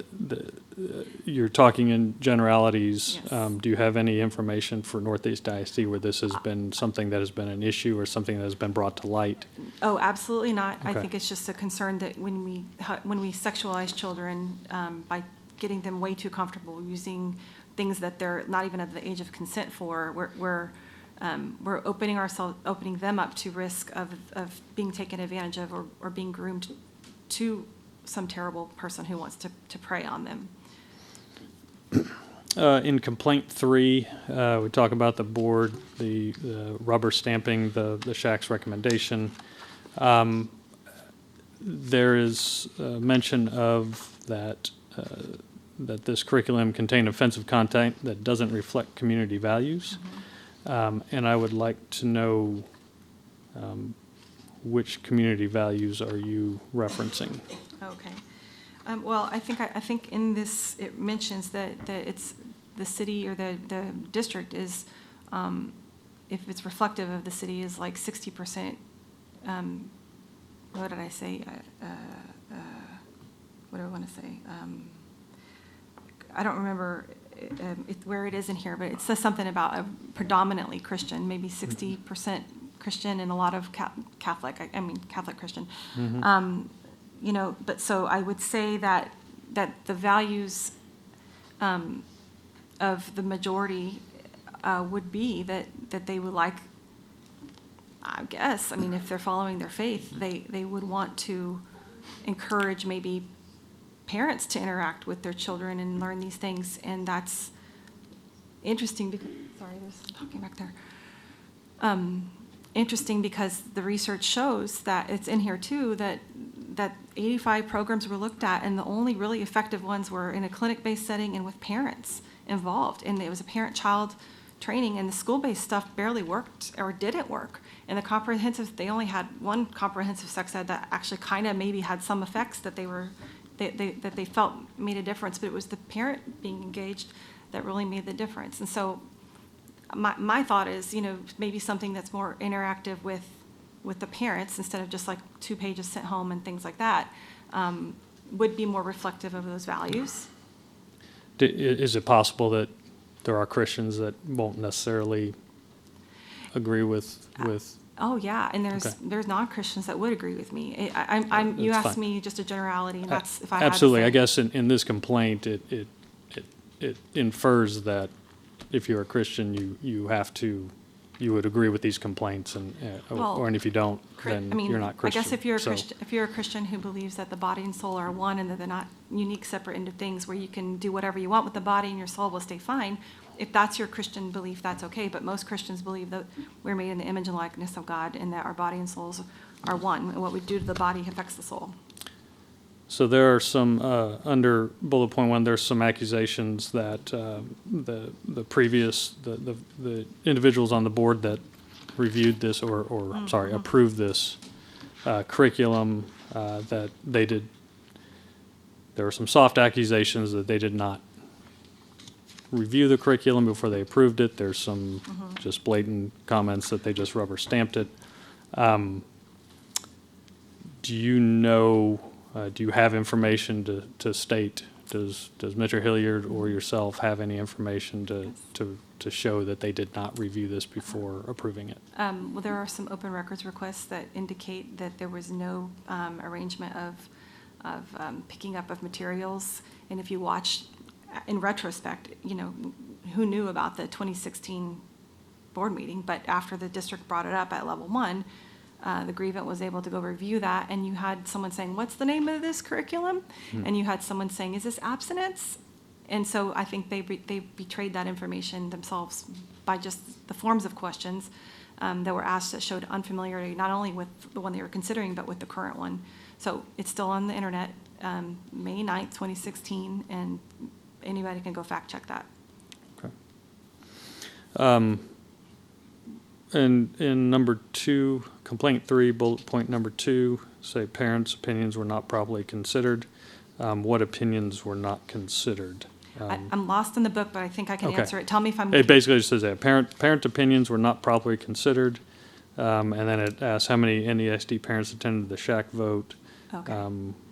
Well, my understanding is that there were subcommittees set up that had people from out of the district that were more in this profession or in this field that they were the ones that really looked at the curriculum, brought a high-level summary of it to other Shack members, and they voted based on less than, I mean, they could have seen the whole thing, but necessarily did not need to in order to vote on the curriculum.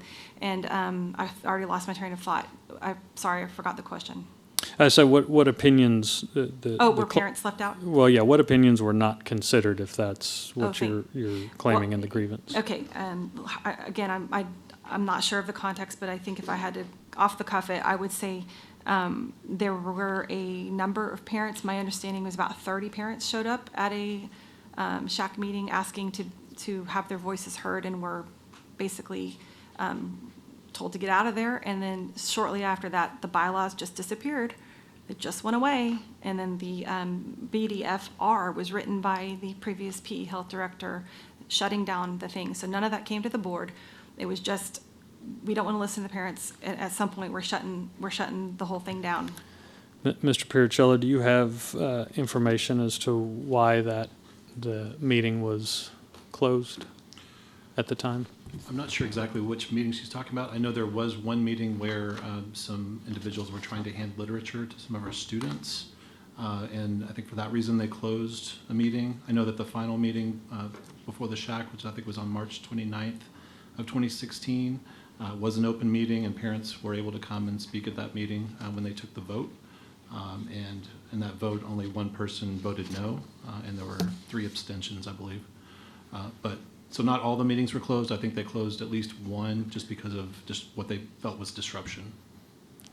Thank you.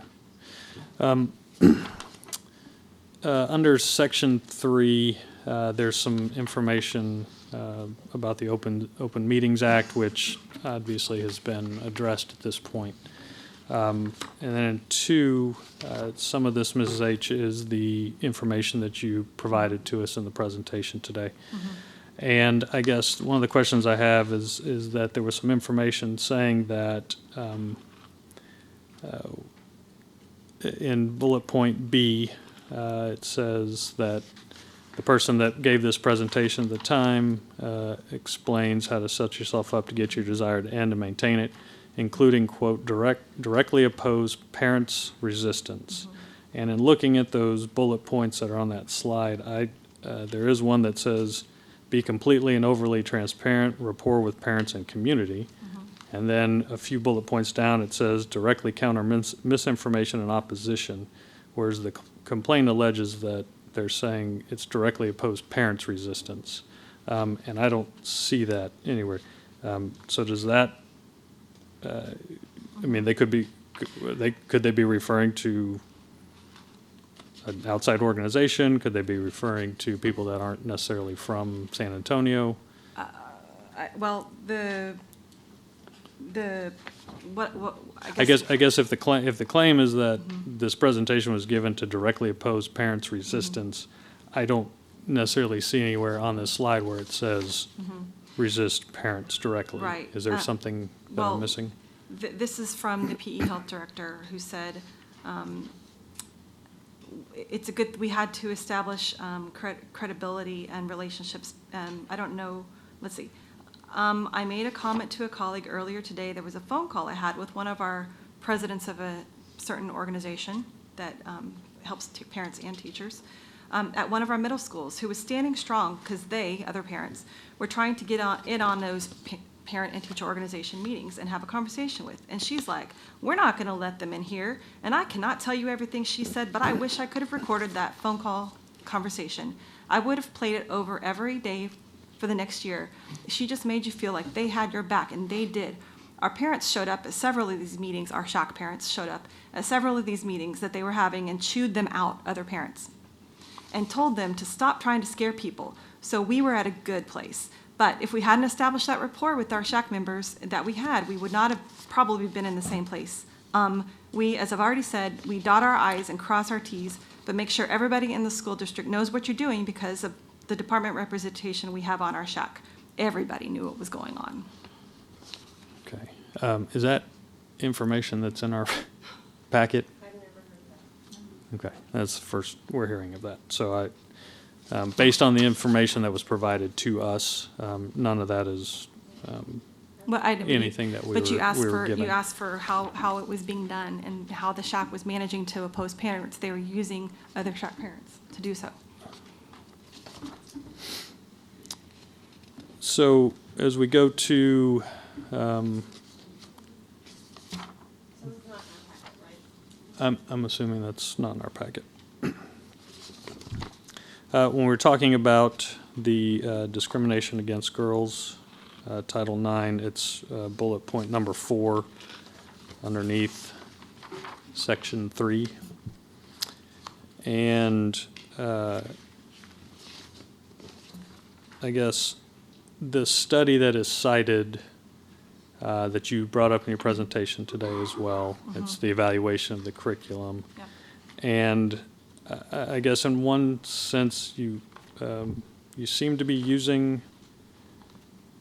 as a way to support your argument, but then you talked about how the techniques, they fabricated data, and so I guess can you explain for me which parts you're using to support your argument and which parts seem to contradict your grievance?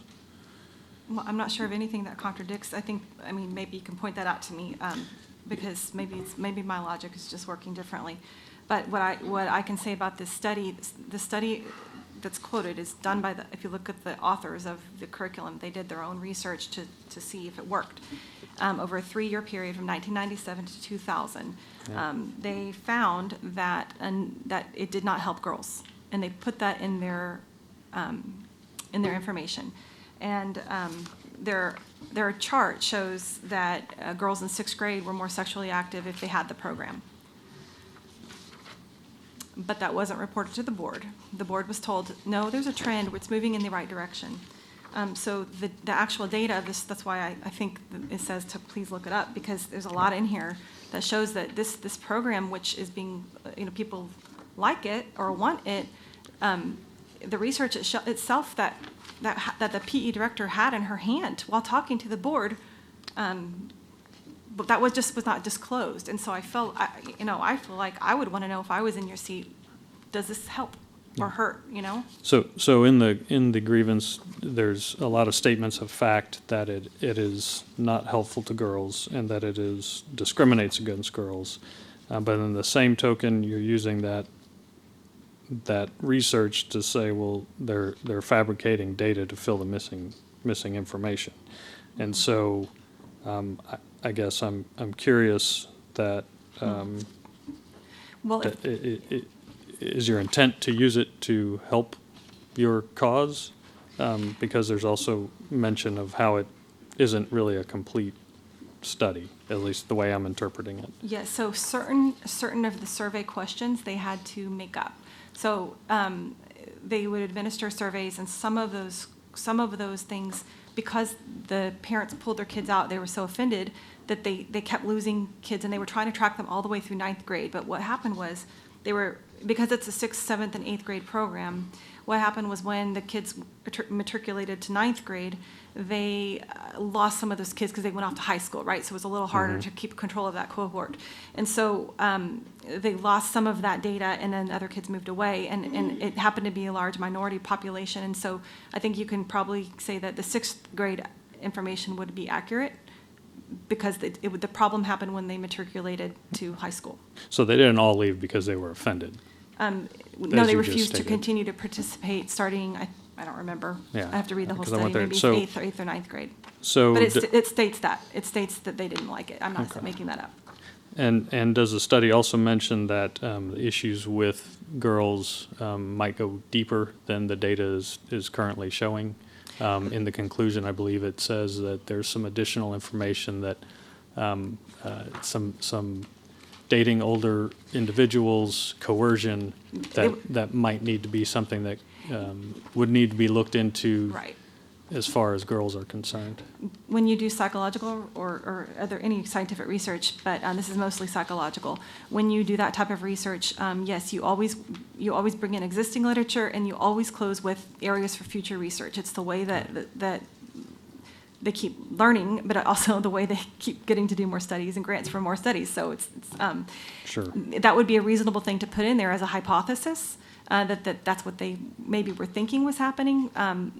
But until you actually do the research on that, you can't definitively say that that's what happened. Sir, can I respond to something, if you will? Yes. It was represented here that Rachel Naylor stood here in 2016 and did not share with the board this research that there was not an effect on girls. I want to make it clear that Not true. there were 3 different board members that asked a question about this during that board meeting, and it was very transparent to the board that this was the case, that empirically in this study there was not shown to be an effect on girls, there was not shown to be a reduction in sexual behavior, but there was shown to be a reduction in sexual behavior among boys.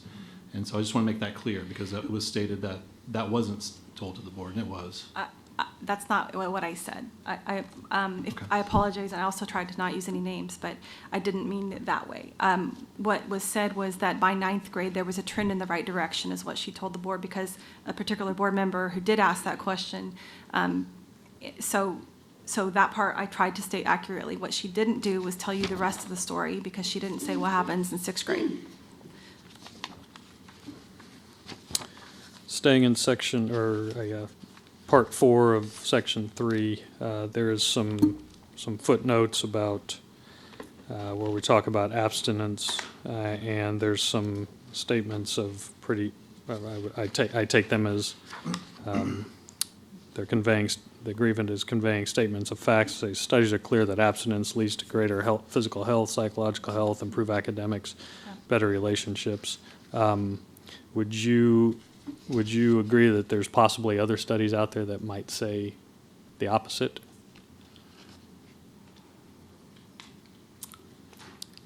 I would find that very hard to believe. Or that may not make as strong of a connection between abstinence and Well, better life? yeah, or I think, so I would look at the research, because there's good research and bad research. And This I will say, we received an email with a link, came to the exact same website that you provided your study. the website, That has thousands of peer-reviewed yeah. documents. That's possible, but so my background is something that I would be qualified to look at that, so I'd be happy to look at whatever was sent to you. There are always flaws in studies, and so you would want to see if it's a fatal flaw. But in general, we're talking about the study that was done on this actual program showing it Correct. didn't work. Well, the section I'm referring to is just talking about the abstinence Oh. specifically. I see what you're saying, thank you. Yeah. So one of the other bullet points, or footnotes, II or 2, says, unfortunately, nowhere in these slides is there a discussion of protecting children from controversy or depravity, respecting their religious, moral rights, family values, or psychological well-being. And I guess my question is, again, do you have to, as a student in this district, participate in this curriculum? I'm trying to find where that footnote Yeah, was to. Do you know where that is? it's on local record, page 85. It's after the Man Love Fish More slides that you showed a little while ago. Sort of towards the end of that. Are you the- sure it's not referring to the slides for the webinar? Is that possibly? Yes, Oh, I'm there sorry, is. it Okay, is, it's it the- is. okay. It is a footnote to Right, that. so those slides were just about getting in the kind of sex ed that staff wants to get in there, and talking about how to do that, but that staff member wasn't considering other impacts on children and families. But I guess the question is, as a student, do you have to participate in this curriculum while you're at school? Do you have to sit in and listen to all of these? If it is something that, No, and some find it very difficult because they don't realize they're supposed to read these sexual stories out loud in front of their peers, and that's a little hard to take. So some would start and then maybe withdraw their children once the kid goes home, crying, or traumatized, or it re-traumatizes them because they had a previous maybe abuse situation. So absolutely no one, this is an opt-in course, no one has to take it. Correct. But if you're going to have one, what about having one that meets the requirements of the law? do you know one of the other items in here? This is kind of my last question for anybody else that wants to jump in. There's a lot of mention about, it says, no matter how well-intentioned, government can never replace mom, dad, grandparents, guardians, clergy, or caring relatives. And while I agree with that statement, do you know for a fact that everybody in any ISD has that available to them to lead them through this curriculum? Everyone would have a guardian. Correct. And somebody, if you don't have a mom or dad, or any other relative, you would have a guardian or someone who's a ward over you. You would have someone, but it doesn't mean that you're prevented from finding help with your school counselor or anything like that. I mean, there are very loving employees who pour their heart out for kids and would do anything to help and nurture them, if, within their legal ability, of course. And so, but I don't think that's a separate. I think that's a separate issue. I don't think that you necessarily. It's kind of like if you had a student who can't get past ABC on the ABCs, you don't just stop teaching the whole class and kind of dumb it down to. And that sounds terrible. I'm sorry. I apologize. I shouldn't have put it that way. But you don't just stop teaching people the things that they need to prosper because one child needs particular help. You give that child the extra resources they need and let the others have the things that they need to thrive, while maybe recognizing the sensitivities of a child's home circumstances. So there are resources such as the human sexuality curriculum that could be provided to these Well, students. who would opt them in? You know what I mean? A That guardian, person, as you yeah, indicated. So I'm thinking if they care that but they might opt them into one that's more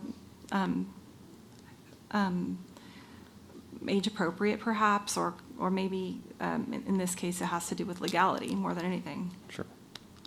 Okay. Thank you. Thank you, Mr. Byer. Anyone else have questions? I do have some questions. Okay. Thank you. Mr. Perichello, this question is for you first. On page, just so you can get there, 234, at the bottom of 234 and at the top of 235, and I'm referring to the letter that Mr. Lopez wrote. And he references an Attorney General opinion, DM 465.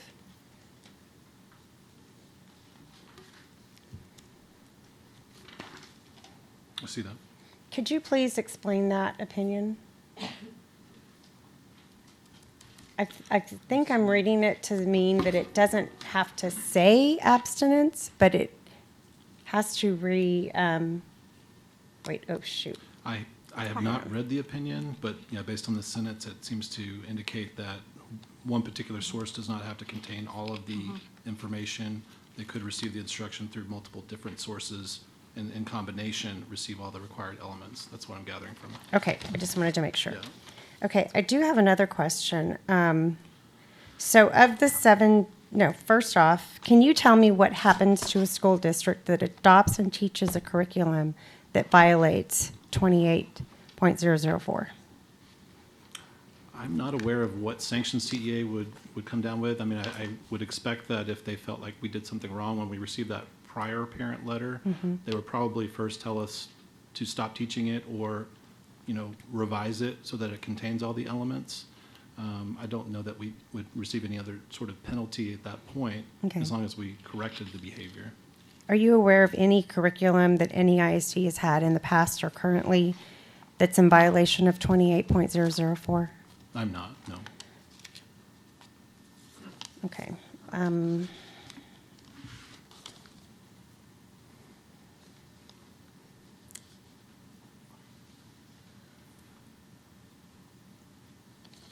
Okay, Mrs. H. So I did listen to the tape, and I just had a question. So in that meeting, in that grievance meeting, you discussed partners and education, and but at the very end, you make a statement. I believe it was you that made the statement that says, "Take the parents out of it. Just look at the data." Can you explain what you meant by take the parents out of it? I didn't hear the whole thing we just got it Friday evening, and and I haven't heard it for over 2 years. So do you have any more context to that, like before that? It was at the very end. Should I play it? You were speaking to, it was when you had thoughts, and Mr. Reasons asked, "Can I make a copy of that?" And you said, and the grievance said, "No, these are just thoughts that I have." One of them, the first thought was that you went over that there were 7 to 8. Wait, hang on. You described that the parent form for 7th and 8th grade lacks parental input, and then you said the lack of parent rights. You said there were a lack of parent rights. Can you explain why there were a lack of parent rights? Because I guess my point is, or my question to you is, if a parent is opting in and having the right to opt in, how is that a lack of parent rights? Okay. Based on that, I can answer. I'm sorry, I cannot address the tape without maybe hearing what was before and what was after, but I can answer this question, what my opinion would have been. This is not the grievant talking now, because you're asking me my opinion. I would have the right to know what my child was being taught, and since 6th grade didn't have anything, and then the other information out there was very much, it's legal, it's abstinence based, and that type of thing. I would think as a right, I would have as a right as a parent. Well, I know I have the right under Texas law to direct their moral upbringing, and that's solely my and my husband's legal right. So, if anything were to be taught in these lessons that were really of a moral nature, or anything that would undermine maybe our faith values or just what we want for health reasons, whatever it might be, whoever the parent is, I would say that that was a denial of rights because it's not conveying, like I said earlier, maybe the red flags or exactly what's in it. It's like, hey, everything, nothing to worry about, we're good. And in fact, I'm hearing that even this year. People are telling their students, oh, it's fine. We teach this all the time. Just you don't want to skip out. You want to take this. Just tell your parents to sign this. That's really the parent's choice, you know. But So- also a parent's choice to sign it. Yeah, but I guess, you referenced on page 50, and you actually stated the Texas Family Code. You said parents alone obtain the right to direct the religious and moral direction of their children.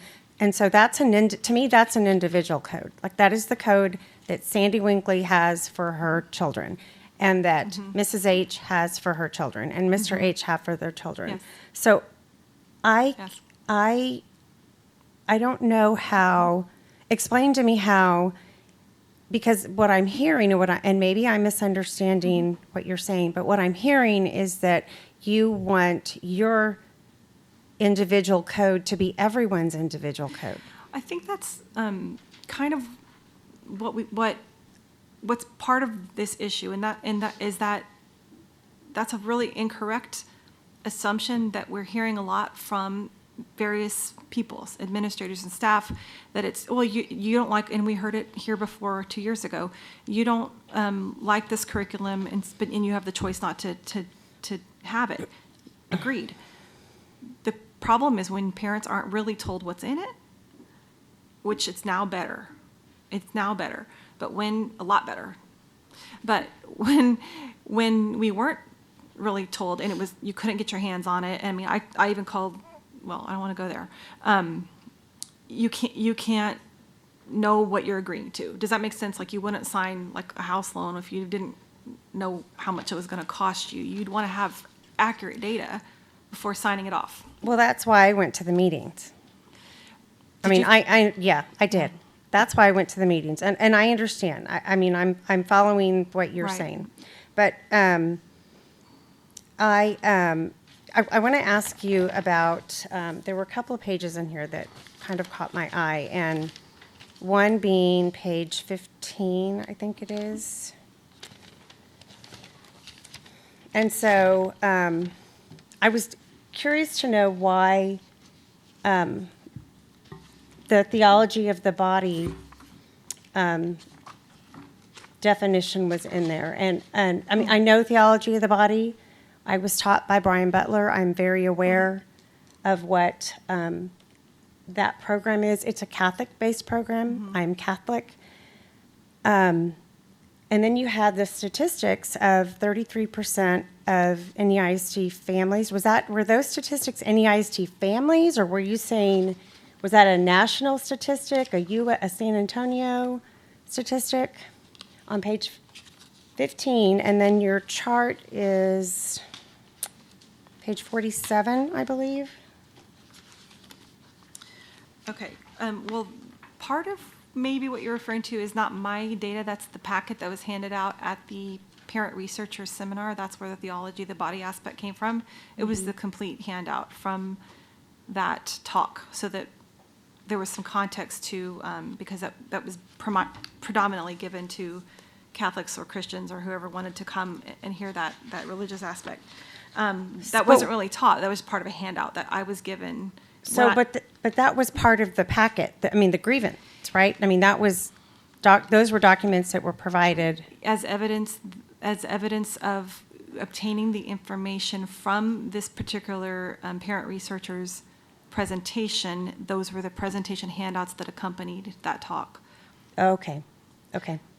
As far as the second part of your question, I don't know if the grievant researched that. It's been, again, 2.5 years and found out what that percent was or where that came from. But when we're dealing with, our educators that we're supposed to be full partners with, no one anticipated it would have to get to this point, or that it would have to go through the rigmarole that it has. It was let me sit down, let me pour out my heart to you, let me tell you why I'm concerned, let me show you the law, please look at the law, and nobody would. And so you have this nobody realizes when they do a grievance that they're going to be interrogated, and I love your questions. I'm just saying where it's getting nuanced to where you think you have to word everything perfectly. That's not what the grievance is supposed to be. It's supposed to be a constant renegotiation. The F&G policy says so, that at every level, it's encouraged to try to work this out so it doesn't become a formal thing and become such a cost. So I appreciate you probing and asking, and I want you to keep doing that. I'm not trying to in any way be rude, but that's sort of my heart talking, is that parents don't think of you as enemies, and we feel like when you don't want to hear, when we share something or want to share something, it's legal process. Shut it down. No, I believe, I am glad you're sharing. I'm just, I'm concerned that there's not thought that there are other religions and values that families have outside of what the grievant is stating. And I personally, no, not personally. Okay, there's that. But and the reason I ask is, okay, they're on, you have some data. Mm-hmm. So I think this leads into this question. So see if I can find it here.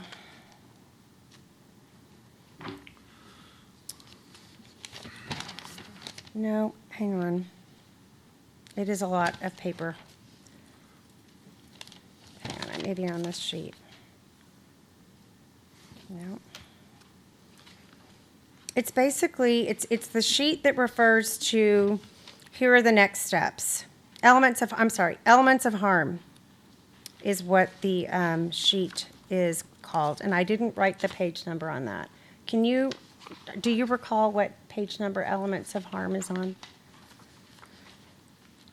Is this still part of that handout from the presentation? Is that the same presentation? Because I wondered, looking to verify the data to see who's it from, and it says the data is from Texas Values. Who is Texas Page 45. Values? What page, Mr. Page 45. 45, thank you. Yes, ma'am. I know, it's a lot.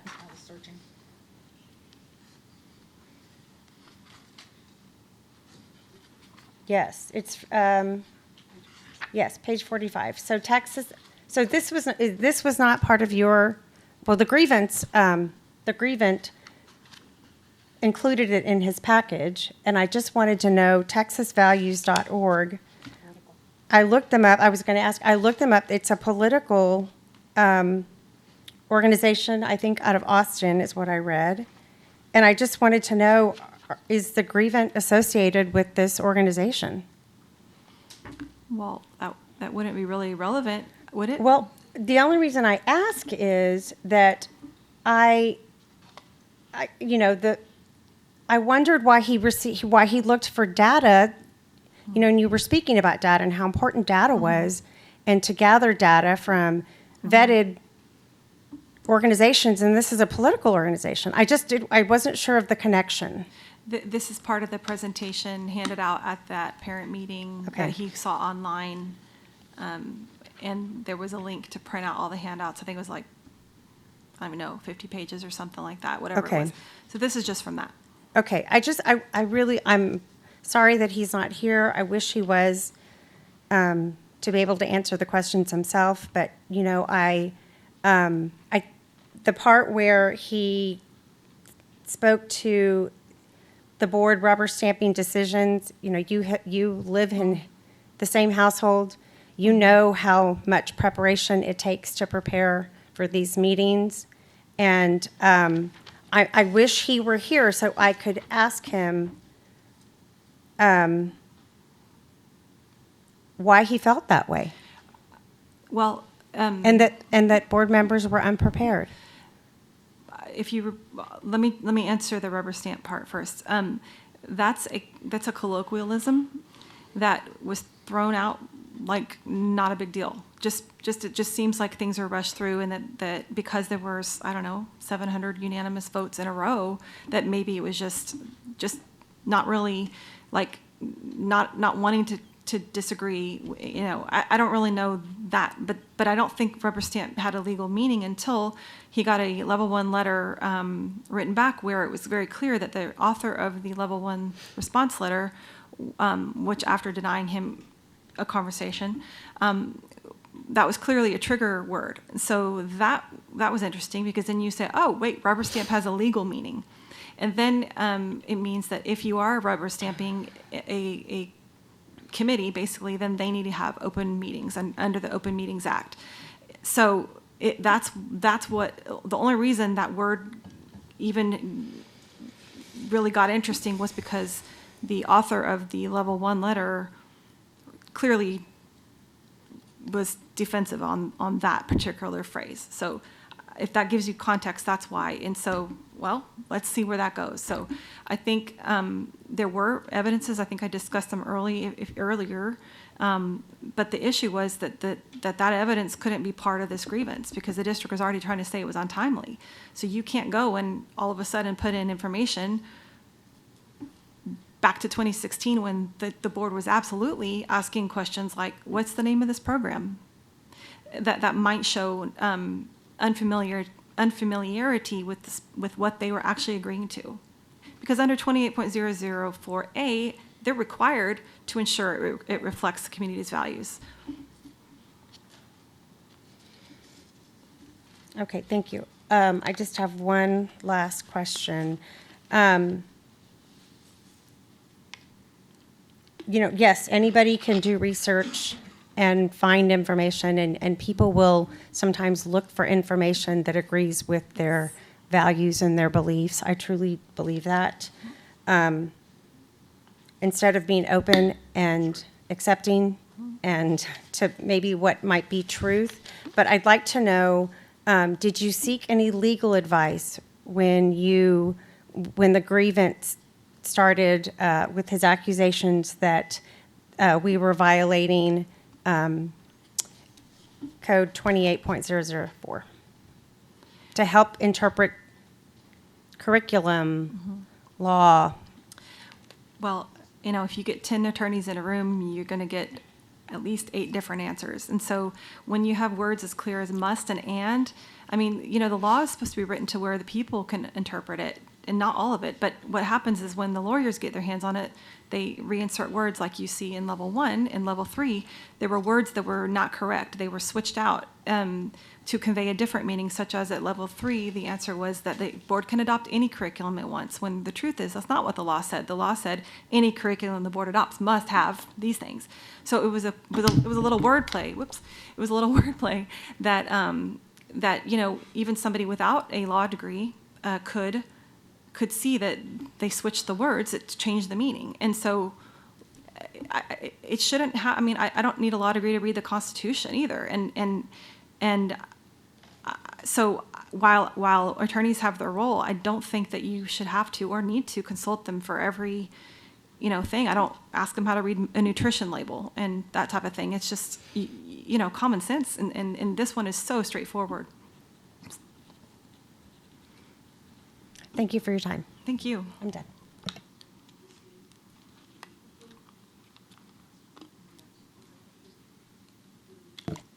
I do. I'm going to piggyback on what you just finished saying right now. That when you get 10 different lawyers in a room, they're going to have interpretations. But that kind of means that to me that also is like the same as somebody that's not a lawyer, that's not educated in the law. So your interpretation of the law could be different from somebody else's interpretation of the law. Would you agree to that? Not on 28.004, but yes, I do agree that people can have different opinions, and that's why you have to have dialogue, to come to a resolution. And as full partners with the board and with the educators, that's what the grievant always wanted to do. So one of your remedies is to halt, draw the line, respect the line. So if that's granted, let's say if it's granted, what would you tell members of the SHAC then about the decision to reverse it, to halt it, since they were entrusted by the community to review and present this as the recommended curriculum? Well, one of the things that that became apparent was that there was not the when you try to find out who looked at the legal compliance of it, that really wasn't entering into those conversations. And the proof we could look at here is that when it was asked, is this compliant? It was a checkbox. It wasn't a deep dive. It wasn't, maybe there was some things with an attorney that would be privileged. And so I have to say that's fair, that it could have been run through an attorney. But I don't know that that's something that the SHAC would have really looked at. They would have looked at, and also you had it being offered for free. And so that's very appealing. And, as we heard, other districts were getting in on it, and it was sort of, this Planned Parenthood of Santa Cruz trying to get into Bexar County. Now they are no longer Planned Parenthood of Santa Cruz. They have a new publisher name as of 74 or something like that when they founded it. But that's something I don't think the SHAC members really knew. They probably didn't know. They weren't, they might not have known this is getting Planned Parenthood type activity into our schools. Do you have evidence of that? Yeah.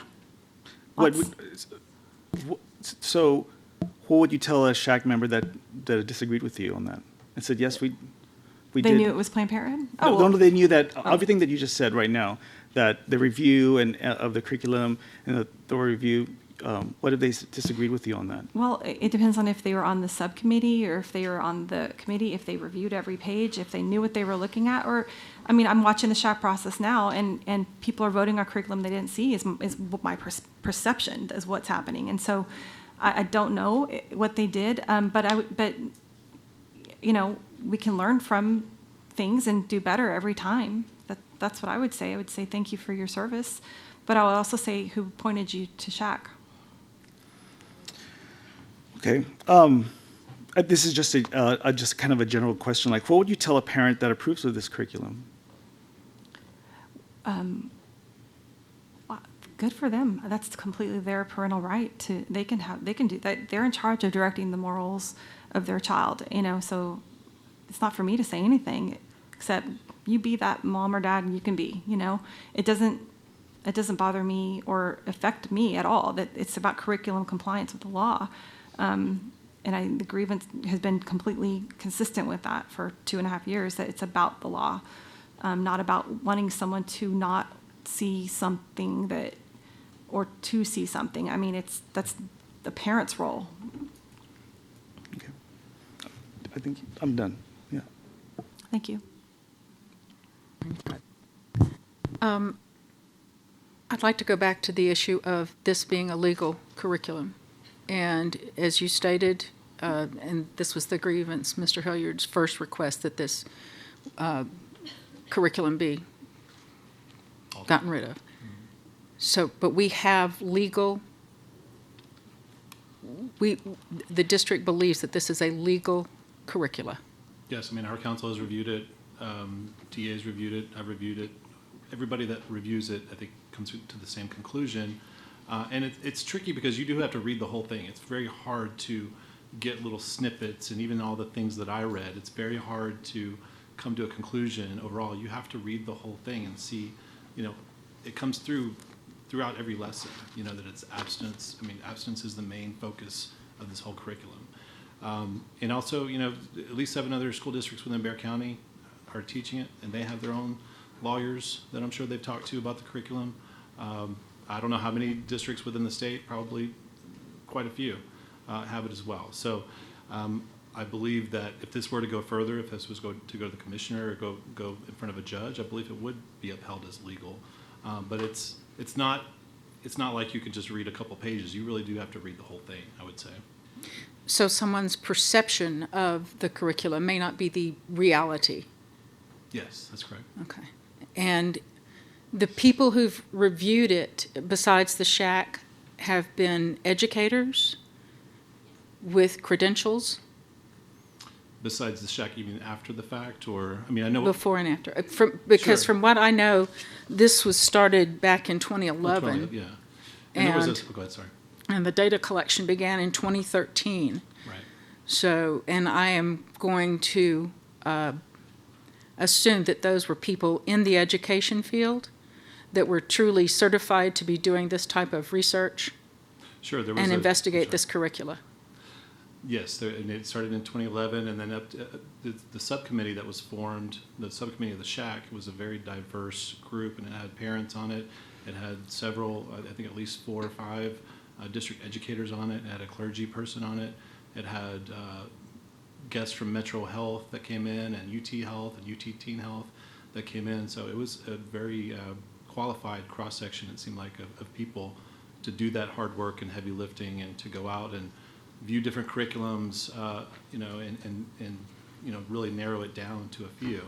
And so, yeah, I believe they were qualified to do that. Okay. There was also a discussion earlier about opinions and legal opinions varying and things like that. Could you address how a legal opinion, it seems that this has been vetted multiple times now, and all the legal opinions seem to say that this is a legal program.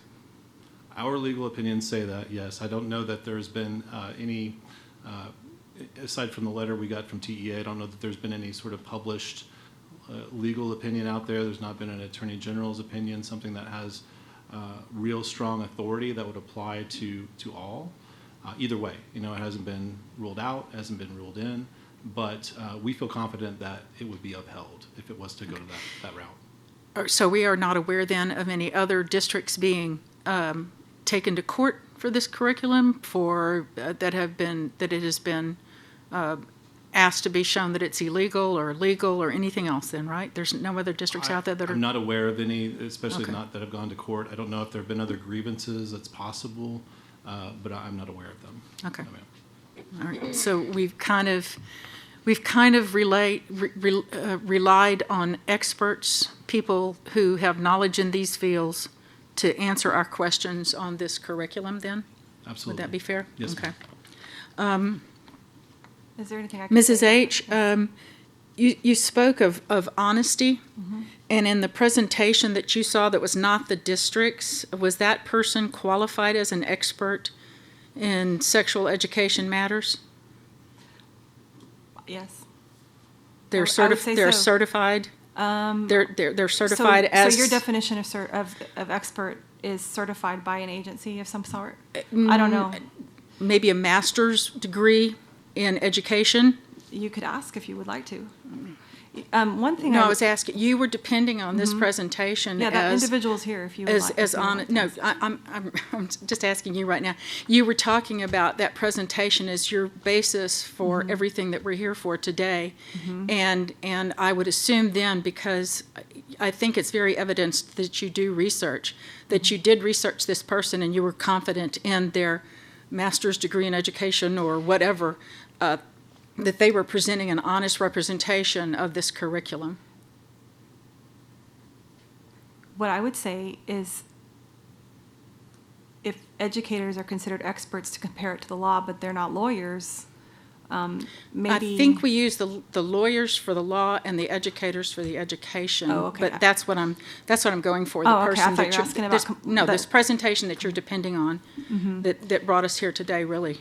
That presentation, well, there's, did you see anything that was inaccurate in there? I think we're supposed to be asking the questions. Well, I'm I know, sorry. but, All right, if there's a particular flaw, I can point it out. I could probably There address was it. also a mention made of keeping, of this being about parents' choice. Can you help me understand then why the grievant wanted $100,000 from NEISD?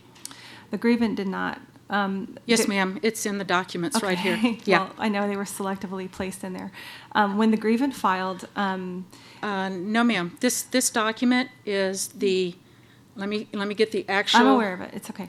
It is docket number 006 R110, R10, Yeah, ma'am, 10, it's 2020. private. Ma'am, it's private. I'm sorry. And Stop. that's before the Commissioner of Education, the state of Texas. This Okay. is the public document. It is concealed because of FERPA laws, ma'am. I tried to stop you. If you would like my answer, I will give the answer. Can we get a legal expert opinion on this? I'm not sure how it would be concealed under FERPA, but if Because it's... it's Here's parent Mr. Lopez, ANF. too. Oh, sorry. Well, I was just going to say, the Commissioner of Education document that you're referring to was just, that's the actual amended petition for review that was filed by the grievant. I don't believe any particular FERPA information would be included in that particular document. No, I'm not asking any FERPA. I'm asking why the grievant, Mr. Hilliard, is asking for the respondent, NEISD, to pay the petitioner $100,000. But if you would let me answer, I started to and then you interrupted me, but I do have an answer. He did not. His lawyer contacted Mr. Lopez, and then he submitted it without the authority or permission or even asking of the grievant. And when the grievant found out, the lawyer was no longer soon thereafter representing him. So Mr. Hilliard did not read the document?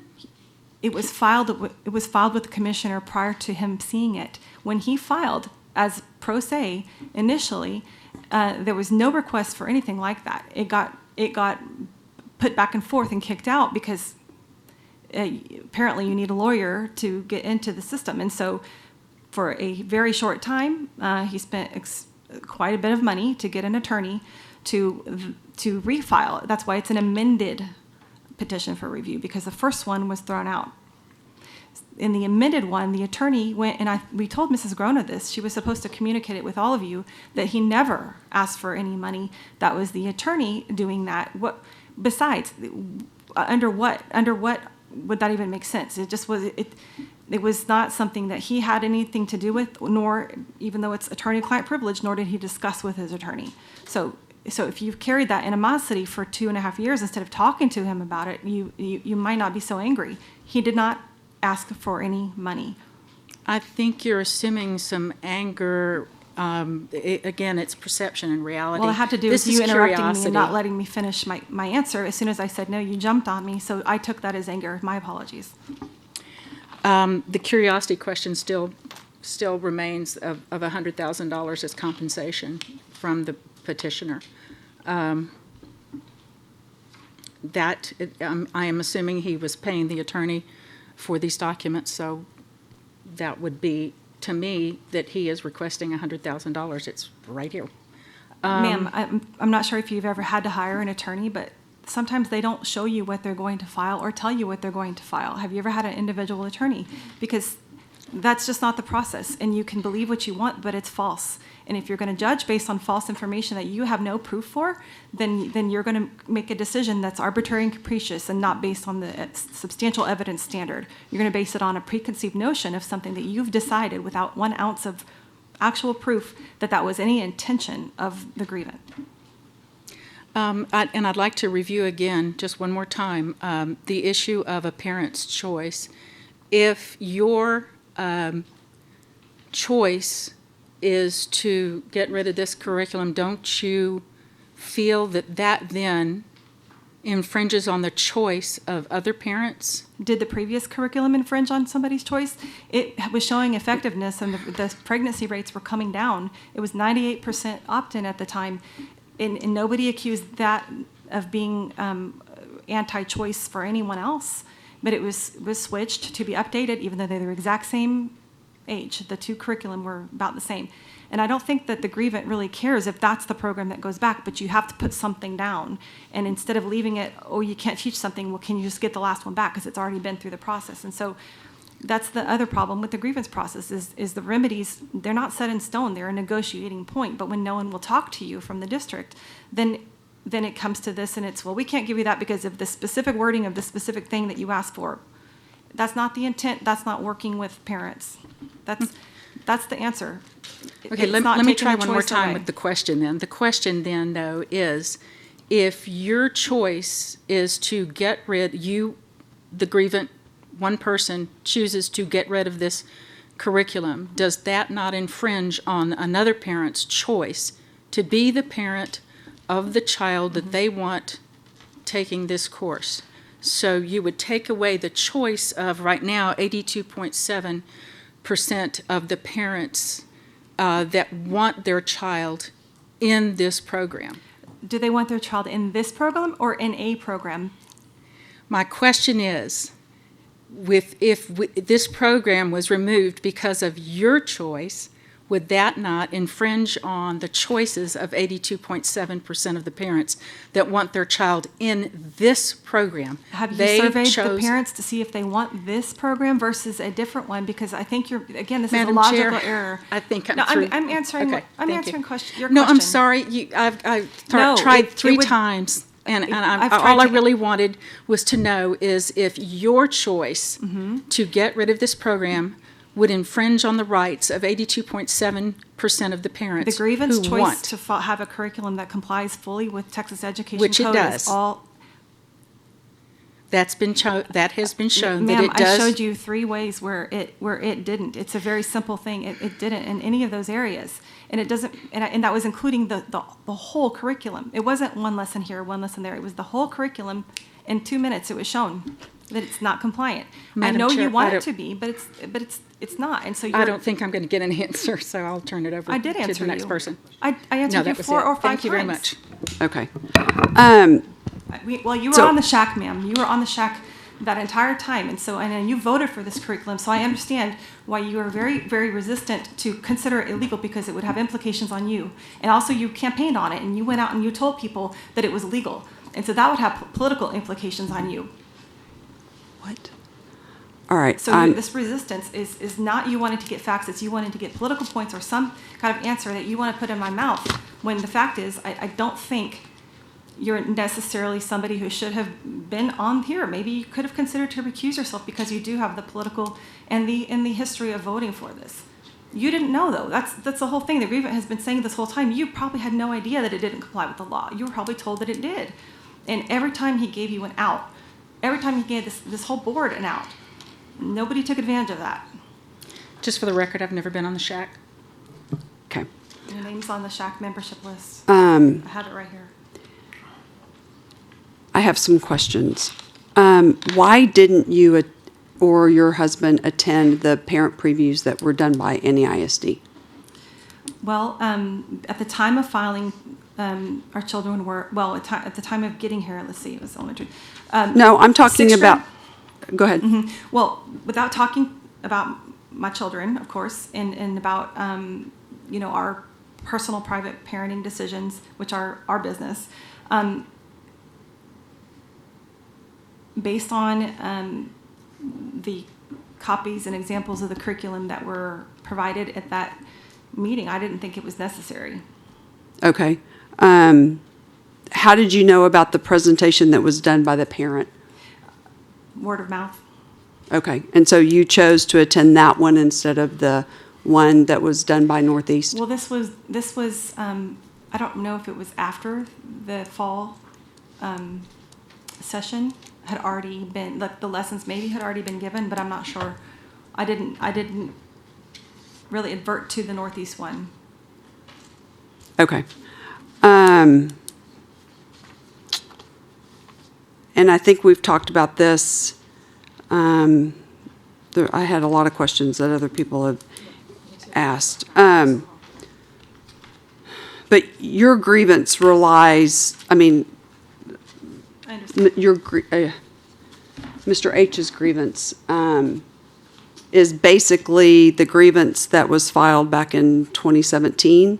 It's all the same materials, relied on all of that information to then base this. And again, so I think my question is, was there someone in the education field or an attorney that either worked with the person who did the presentation or worked with your husband to go through 28.004 and say, yes, I agree this violates this, I agree that this is not correct? Did somebody in either the education field or an attorney help that parent or help y'all?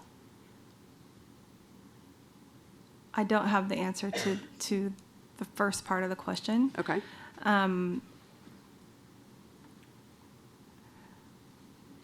I understand that as a parent, it's, you have the opportunity to go through. Education code is simple enough. You can read it, like you said, the Constitution. I'm just curious because, the allegation is pretty serious that the district has adopted a curriculum that violates the law, has been doing so for many years, and I want to know how you can substantiate that allegation Okay. based on your interpretation, this other parent's interpretation. Well, we can go back through the slides, but it No. was, okay. Well, My question was, did someone in the education field or an attorney help y'all review this information and say, yes, this is a violation, you need to move forward with your allegation? it's possible. It's possible, but I don't have that answer. But So it's possible that they helped your husband? no, it's possible. Well, anything's possible. But what I guess I would answer is it's not rocket science, Okay. and I don't think you have to have a particular degree, and I don't think you have to have an education background to look and see that when the not have sex is mentioned, it's just an objective, not a lesson. That doesn't take a lot of, it doesn't take a lot of work to figure out that that's not actually being taught to the kids, it's just being mentioned. So you can mention, but if you're not conveying the material to the students, it's not really being taught. So that's kind of pretty simple. I don't think I'm unintelligent, and I don't think that the expenditure of money, to go out and hire experts is necessary when it's kind of obvious, I suppose. Well, okay, again, I think that's your interpretation, because I did review the entire curriculum before May of 2017, when it was adopted. 16. Or, Yes, ma'am. 16. And, have gone through a previous grievance and have gone through all of the information, and it is my interpretation that it is not violating the law. So I think your interpretation and your husband's interpretation are different. Okay, I'm sorry, I've got a lot of tabs on this, so I'm going to ask you. This was the appeal to the commissioner. It says, the existence of any ISD sex education program was never presented to petitioner by any member of any ISD, nor did any ISD provide petitioner with any written notice of same. So my question to you is, were you aware of the parent previews that were done by the district? At what time? Well, I believe that this grievance was filed when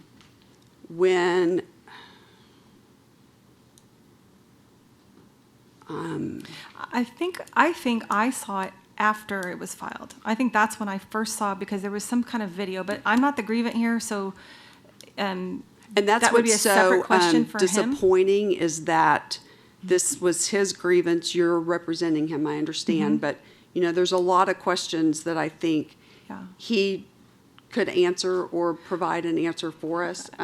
So then let me ask you this: did you receive the form to opt in?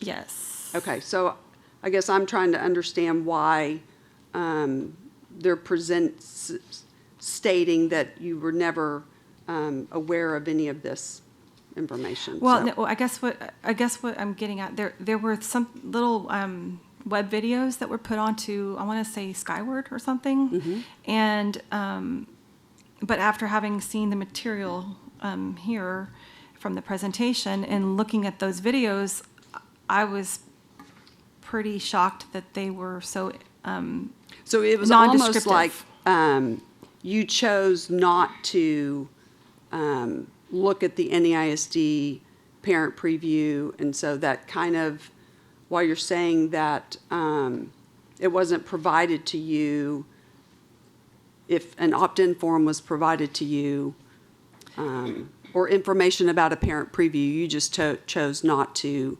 attend. And you're referring to something the commissioner stated? Yes. Okay, so a couple of things weren't quite right in that. I mean, there was just a few things. So if you would like to see the briefs, those are the words of the grievant, and those are very accurate, and footnoted and backed up with Okay. everything in the local record. Some of the characterizations might have just missed a little point because it was extensive. The documentation was extensive, just like you all tried. It's a lot to go through. So, but it wasn't like a material error that made that big of a deal to not get perfect. Okay.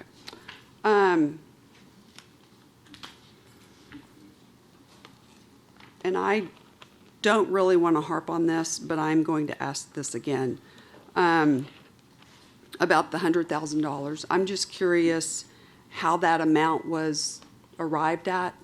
And No, and I no. really, I have a hard time believing that as prepared as I've seen Mr. H and how thorough he is in reviewing, that he did not review this document before it went to the commissioner. If you would like, I don't know because of attorney-client privilege, but he could probably provide you with the timestamp of his email. He got a copy from his lawyer. Okay. And see that it was already filed with the commissioner. That's a possibility. Okay. So there had been no conversation No. whatsoever between them? No, because- He said, I want you to file this for me, file this complaint. Well, he said, and I'll then- get it back in the process. So once you're kind of out of the process, it's really hard if you're a person to know how to handle that process. If you're a person, everybody's a person. But if you're just a regular person to navigate the system, so most things die. They don't make it to the commissioner level, or if they do, they get, there's something that, whatever, gets tossed out. And I forget what the error was in the first thing, or if some issue, something he didn't file correctly, or maybe, I don't even know. But then, so the lawyer with the professional experience of the wording and this is how you have to set it up and have to ask. So I don't know his motivation. It was just a surprise. It was a surprise to have that filed, and I don't know if I'm allowed to say But this. it would be filed on Mr. Hill, or Mr. H's behalf, correct? On his behalf, and then he spoke to the attorney after that saying, what's this?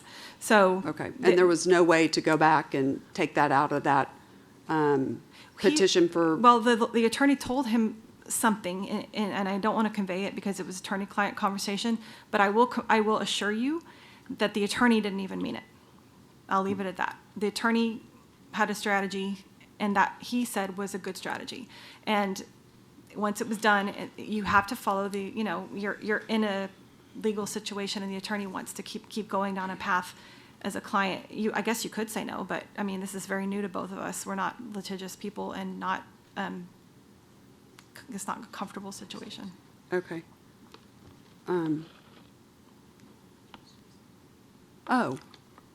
Mr. Piricello, Yes, ma'am.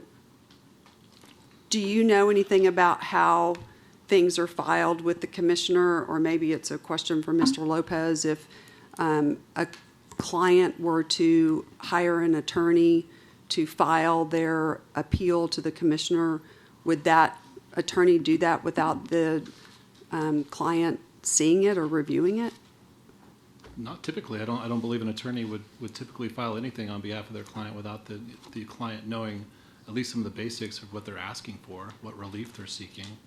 Okay. So that would be very unusual, I think, for an attorney to file a $100,000 demand on behalf of a client in any forum without the client knowing. Okay, Can I follow up on that? sure. So if this happened, though, that this attorney did file this, and then the grievance said, oh, no, I don't want to do that, can it be amended? Could it? Certainly, yeah, they could go back and change their petition, I believe. I don't know all the commissioner's rules about, when filings have to be filed and how you amend them, but I assume that they could attempt to at least. All right, thank you. Yeah. And I have another question, but it's specific to Mr. H, and so I just don't even think it would make any sense to ask the question. But maybe you could speak for him, so I will go ahead and say it. Had said that, this violates parents' rights. But again, we know that parents have to opt in order to participate. And when we had our meetings in April with the mask issue, he had said that he felt that the board was invading parent rights, and he was hesitant to tell other parents what to do with their kid. So my question is, how is this situation different from that? Okay, so, well, that's not really in the local record, but that's a fair question. I think it's consistent that parents have full authority over their own children. And so when parent rights are violated, it's because a government or some other entity with power tries to interfere in that relationship. And so I know that it's the talking point that we heard consistently, that it's opt-in, it's opt-in, it's opt-in. Yes, but if you're not telling the parents or making it clear what's really in the program, because if those webinars, or not webinars, the little web videos were so outlining and vague, and then the descriptions were abstinence, abstinence, abstinence, there was not really, I would say, correct information, or in my opinion, or what's the word? Maybe sufficient information for a parent to make that informed consent, and that's consistent with the other issue of forcing people to do things without informed consent. Okay. I think that's all of my questions. I know it's not my right to speak, but I need to say I am so sorry for saying it's a Planned Parenthood program, because it's not. It's a publisher that spun off of that, and I really need to be clear that while it may have its origins in common with Planned Parenthood of Santa Cruz, this is, it would be really wrong to say that particular company is in our schools. Does that make sense? Yes. Okay. Does anybody have any further questions? Okay, if not, Mrs. H., you have 2 minutes for a closing statement. Oh, not yet. So you'll have 2 minutes for your closing statement, and then Mr. Porcello, you have 2. Okay.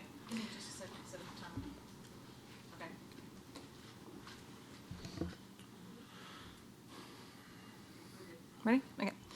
All right. So one of the things I would maybe recommend is if there's this differences of opinion on how things should be interpreted, could the board not ask for an AG opinion? Maybe that's the resolution, and then everybody wins, and then it can be conveyed to all the other districts without a lot of expense.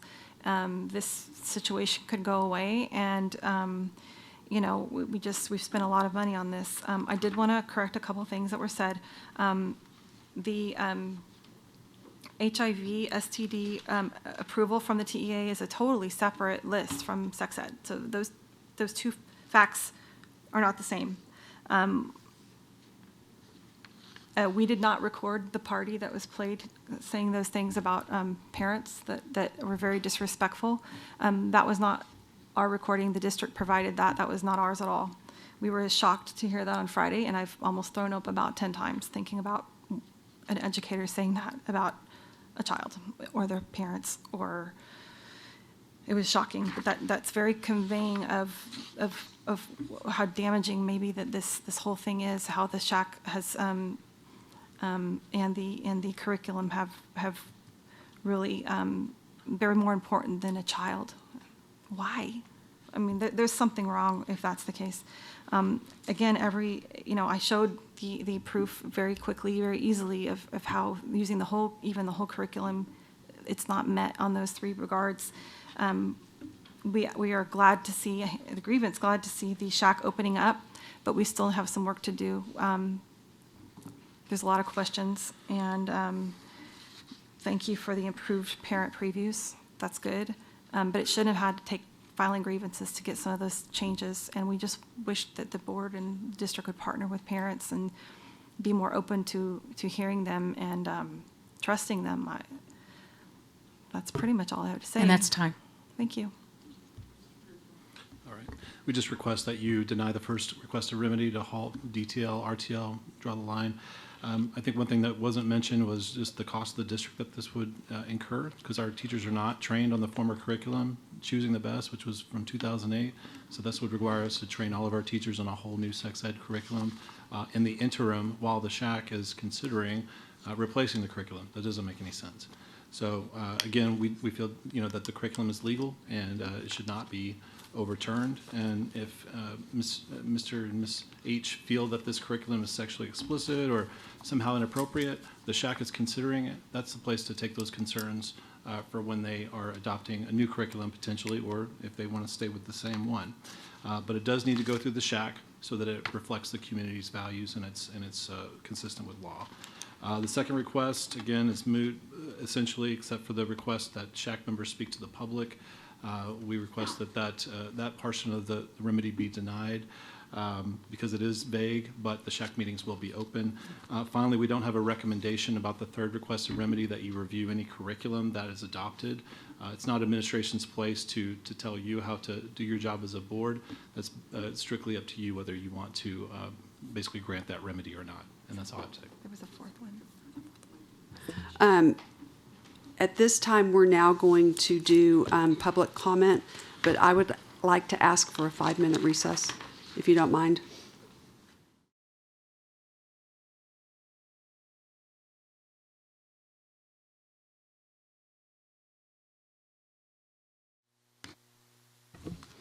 Okay, at this time, the board will receive comments from those individuals who signed up to speak on the agenda item tonight.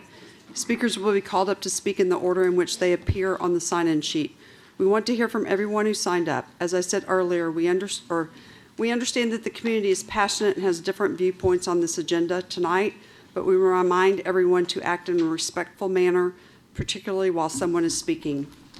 Please do not disrupt any person providing comments to the board. It is our expectation that individuals who finish speaking will not be confronted. Any person or group engaging in outbursts of any kind, whether supportive or not supportive of a speaker's comments, causing a disruption or not otherwise complying with our expectations, will be warned, and if they persist, will be removed from the meeting. I would remind you that you can submit written comments to the board at any time by email at board@neisd.net. Mrs. Huey, will you call the first speaker? Number 1. Were they given numbers? Yes. Okay. I thought you were going to say my name. Good evening, President Grona, board members, Northeast board members. My name is Letty Bresnahan. I am a former board member, former board president. In fact, I was the presiding officer at the meeting in May to which the grievant refers. I'm also a very proud parent of 3 Northeast grads, and I was a parent for 20 years at the school district.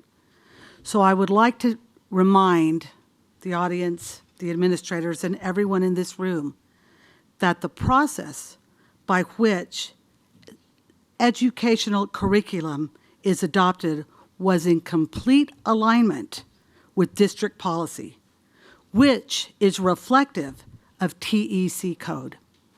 I looked at the code again, and every step in that code was followed. Very important. Further, the normative practice for this school district is that legal representation be present at all board meetings. And I know that some of you will recall that there was great discussion about that process and practice due to very rigid budgetary constraints at the time. We always, and we decided that it was too important to forego legal representations at all of our meetings. This school district has a very long history of incorporating policies and procedures that reflect and comply with the law. I cannot state that emphatically enough, and I am offended that someone could impugn our reputation as board members, and 2 of you were on the board at the time, to state that one would rubber stamp. Well, first of all, we serve at the pleasure of our constituency. We are elected. And if our constituents feel that we are rubber stamping or not doing our due diligence, they can vote us out. That is the process. Furthermore, the fact of the matter is there are 7 board members of which consensus must be obtained for anything. So the system in and of itself protects conflicts of interest and bias. Based on that fact alone, the system was done far before and it's brilliant. The leadership, as a parent and as a school board member, they were the most respectful. And I used to say, I cannot believe how they can find the one student that had an issue of some sort, and they were on it immediately. I never understood how they did it with 68,000 students that they had to represent. Sorry, Thank that's you. time. Number 2.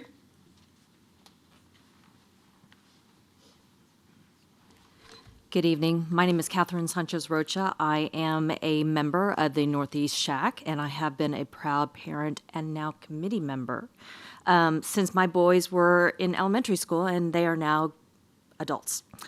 So I'm standing here today to support NEISD Shack and the work we have done since I have been on the committee. I've heard the presentations that were published on social media, and I am appalled at the misinformation that was and still is publicized. The volunteers who are parents and community members that serve on Shack are dedicated and committed to our students and the staff who serve within our boundaries. I'm going to go back to 2016 when we started discussing sex ed curriculum change. We read and reviewed 4 different curriculums, and numerous factors were taken into account, such as grade-appropriate topics, evidence-based curriculums, lesson plans, exercises, student-parent components, and that's just to name a few. It was a thorough year-long process. We read, for example, from the American Journal of Public Health Association, all before making our decision. Members were given opportunities to come to the district office to check out and review the books and lessons plans. In my case, I did it electronically because I had a busy schedule, and I had 30 days to do so. Afterwards, letters were sent to parents and meetings were scheduled, and we made the curriculum, again, an opt-in choice.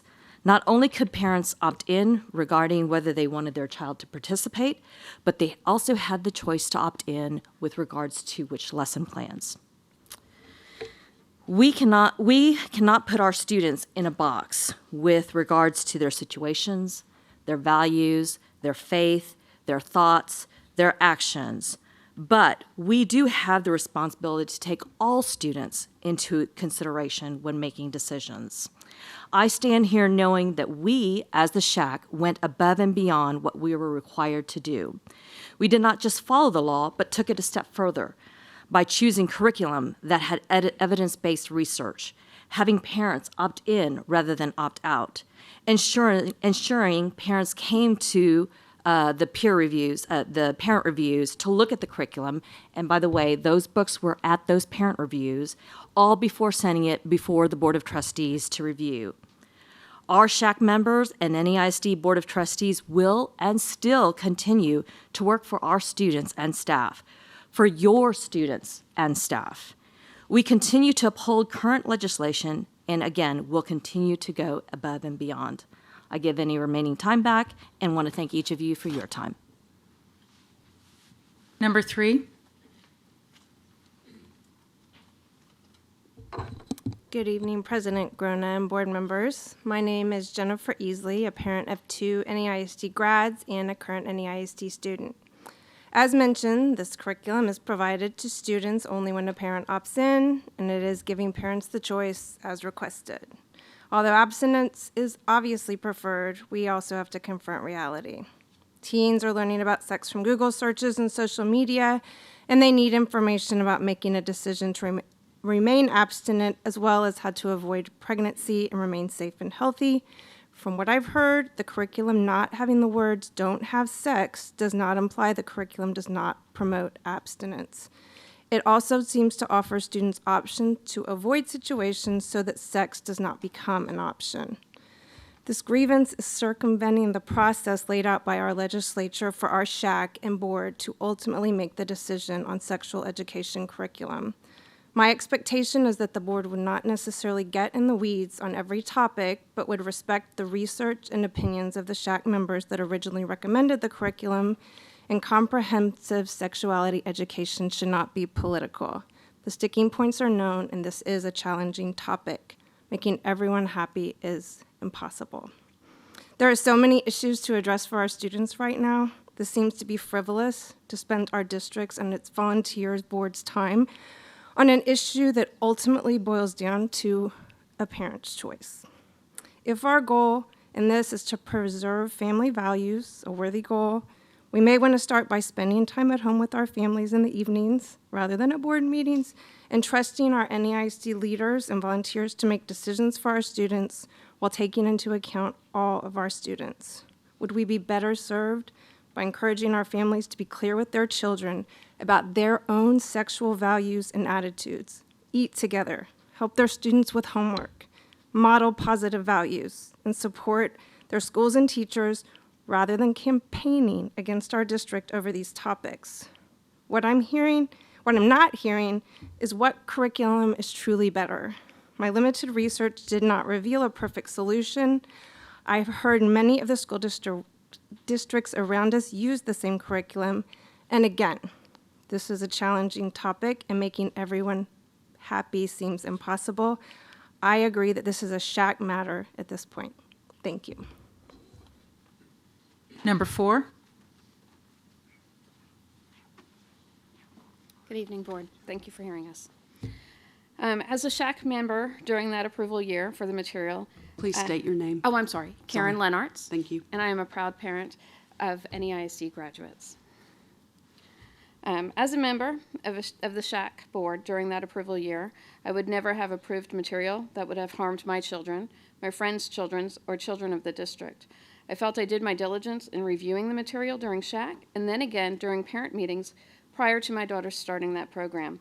Not only did I attend those meetings, I attended the meeting that was at the library that was not NEISD, needed my own information, and asked to read those books again to be sure I was getting the correct information. I also feel I have a different background as some. I have a Jewish mother, raised Jewish and Catholic. I'm raising my children Catholic, and I feel that this curriculum serves in all those morals and hits every moral that I would like for my children to have. I am comfortable having my children study this material.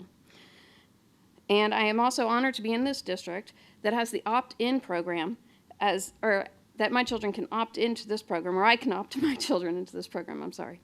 And I feel to receive this important information. Thank you. Number 5. Good evening, and thank you for this opportunity to address you.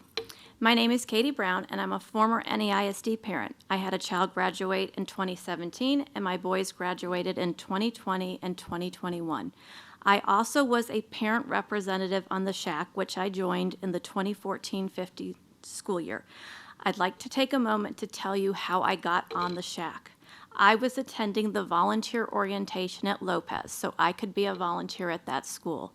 At that meeting, they asked all the parents who were there and said they need more representation from the Reagan cluster on the SHAC. Is there anybody willing to go to the meetings and join the SHAC? And I raised my hand. That is as simple as how I got on the SHAC. The SHAC as an organization approved the Draw the Line, Respect the Line curriculum. A subcommittee of SHAC that included parent representatives along with district and community partners who had expertise in the subject reviewed the curriculum. They presented the curriculum to us and made a recommendation.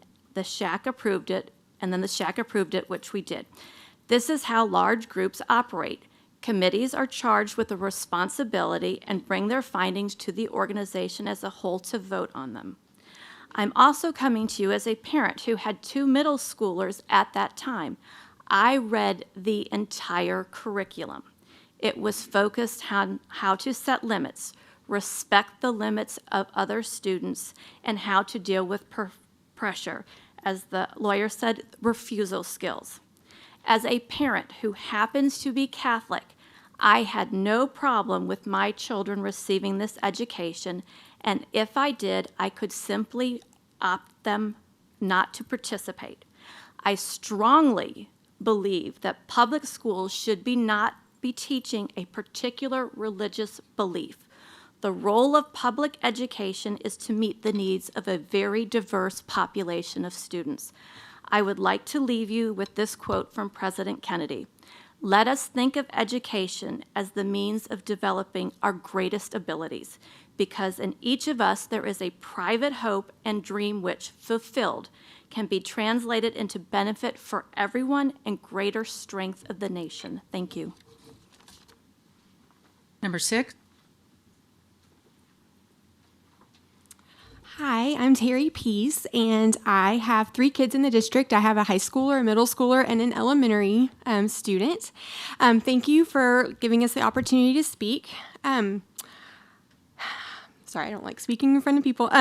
Over the past year, in this boardroom, we've heard a lot about parental rights and choice. So this weekend, when I saw a Facebook post about for a group of parents who are rallying to attend tonight's meeting to support a dad who wanted abstinence-only curriculum, I was surprised because as an NEISD parent, I know it's my choice for my child to participate in any sex ed lesson or not. If other families want to teach abstinence only, they can choose that for their family. So why are parents now advocating against having choice for other parents? Perhaps they only actually believe in parental choice when it benefits them. As a board, it is your elected duty to serve 60,000 students from diverse families. You have done that well. And as you know, sometimes the best decisions for the community align with your personal beliefs, and sometimes they don't. But as a board, your personal ideologies, political views, special interests, or culture wars should not and cannot drive the agenda. I urge you to consider how a public grievance causes divisiveness in our community. It serves no purpose other than to rile up a very loud minority, and it also distracts us from the work that needs to be done. Our students deserve better. Thank you. Number 7. Good evening, President Shannon, school board members, and administration. My name is Melinda Cox, and I'm an NEISD parent. I have 2 alumni and 1 current student. I've been a volunteer with the district for over 10 years. 6 of those have been with SHAC. I was there in 2016, and I'm still there today. I take my parent volunteer position with SHAC very seriously, as my only concern in that position is the education, welfare, and well-being of every single student. This curriculum in question was reviewed and recommended by SHAC 6 years ago and has been part of the middle school curriculum since then. We opted both of my boys in for the program, and both of them, today I spoke with both of them, and they both recall the program being about abstinence. This program is provided only if you opt in, and over 80% of students do so. Also, I would never be part of a council or group that did not take the curriculum process very seriously. I spent 10 years advocating for the safety of children and others. It would never recommend harm to a child. I believe most parents are comfortable with draw the line, but understand we don't all think the same way. So I'm grateful for the opt-in option, as it provides parents and students the choice they might prefer for this sensitive subject. Also, I have never been forced to sign anything during a SHAC meeting. And there is always a space for questions or objections, and there has always been a line of communication available for the community and parents. I have never used my SHAC position to influence members or non-members. Thank you. Number 8.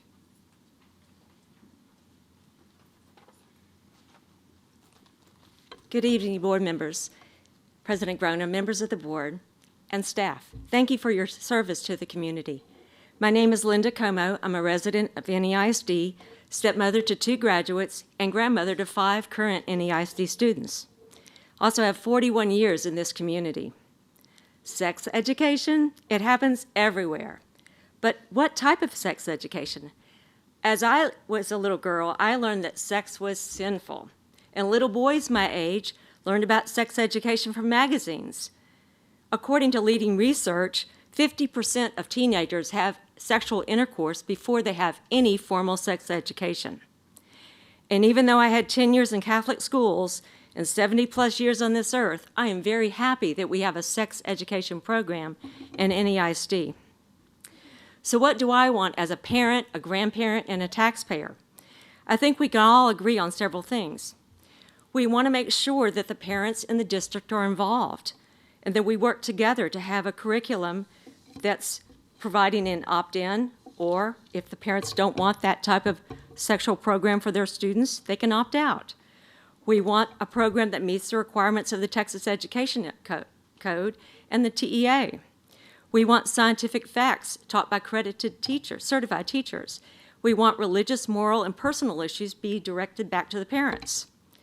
We want a program that's proven to work, teaches abstinence, and shows students how to set and respect personal limits. I'm glad we have this program. Sex education is vital to adolescents' healthy sexual development, and young people have the right to information that is medically accurate and age-appropriate in order to make informed decisions.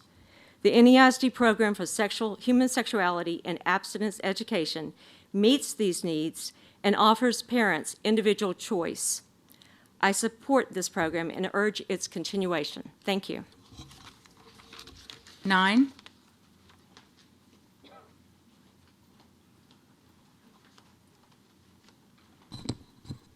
Hello, Bill Librera.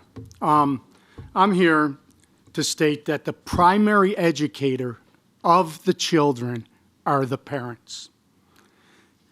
What I've heard here today is what seems like a marginalization of the parents, especially the parent that was sitting right here. Are you a lawyer? I mean, it's just disgusting questions as like, are you a lawyer? What are your qualifications? The qualifications are, I'm a parent. And what I see going on is that this sex education program is de-emphasizing wholesome activity like abstinence. Oh, maybe if a kid brings it up, then it'll be in the program. But if a kid doesn't bring it up, then it's kind of in the program, but not really. We're not emphasizing abstinence, and even the word marriage isn't even used, if at all, okay? These are wholesome values. What I fear is this program, who some people think is good, is actually grooming our children and causing more harm. Why do I say grooming? You guys talk that critical race theory isn't taught in schools. Right, there's no course, right? And when we talk about social emotional learning, there's no course in social emotional learning, but you're sticking your nose into what I do as a parent, which is social emotional, and I teach my kid.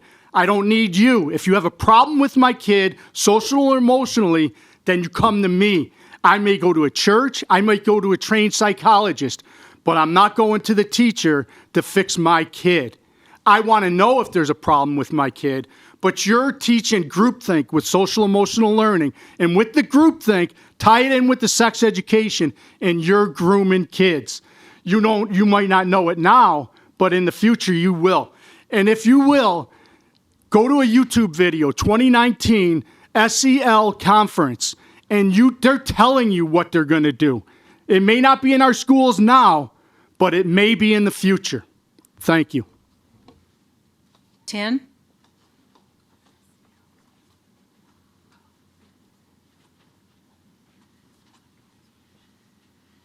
Hi, my name is Kim Martin Trujillo. I'm not on any committee or anything. I am a parent here at NEISD. I have a graduate and a junior at one of the high schools. I didn't really come prepared because I really wasn't sure what I was going to hear. The person who was speaking, Mrs. H., I'm not sure what your statistics were having to deal with minorities, and I'm Hispanic. My daughters are half black and half Mexican, and we are Catholic.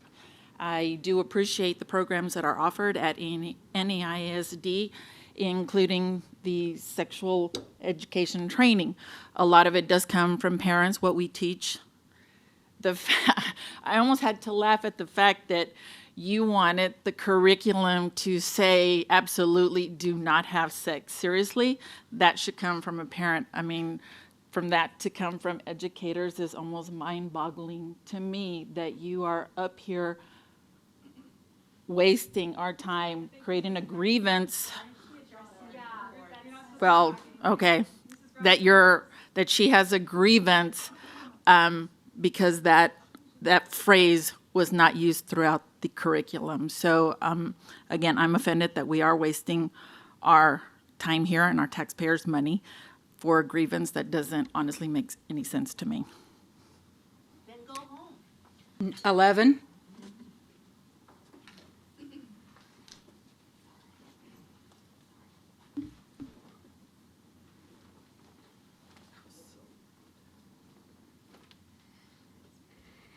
Good evening, President Grona, board members, and staff. Thank you for the opportunity to share my thoughts with you. My name is Angie Souter, and first I want to thank the board. Thank you for keeping the best interests of all children in mind when making decisions.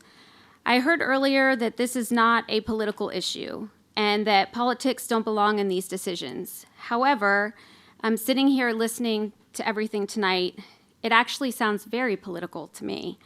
There has been mention of this community being predominantly Christian and or Catholic, and that this program should be a reflection of our values. Nobody speaks for me, and I am a Christian. And those comments are not a reflection of all community members. Those of us not in agreement have not fallen in our faith, as was stated. This is one person's grievance, not my or even everyone's issue. I'm part of this community. I have 3 children in NEISD schools, including one that's currently in middle school. This is a completely opt-in program. I'll repeat it. It's a totally opt-in program, and that's the bottom line. It has been noted that this curriculum meets legal requirements. If a parent isn't happy with what is being taught, they can choose not to have their child participate. I'm not sure how much more transparent all of you can be. Parents can attend a preview, and parents can not opt in. I'm asking you, please do not waste our tax dollars on this. To me, numbers don't lie. SHAC was comprised of, I think I heard 50 members who gave recommendations to adopt this program. And we heard from several of them tonight. And I trust in the families who participated. And they graciously gave their time to review it and thought it was best for our children. If I heard correctly, over 80% of families opt in currently. That is a majority. Thank you for your time. 12.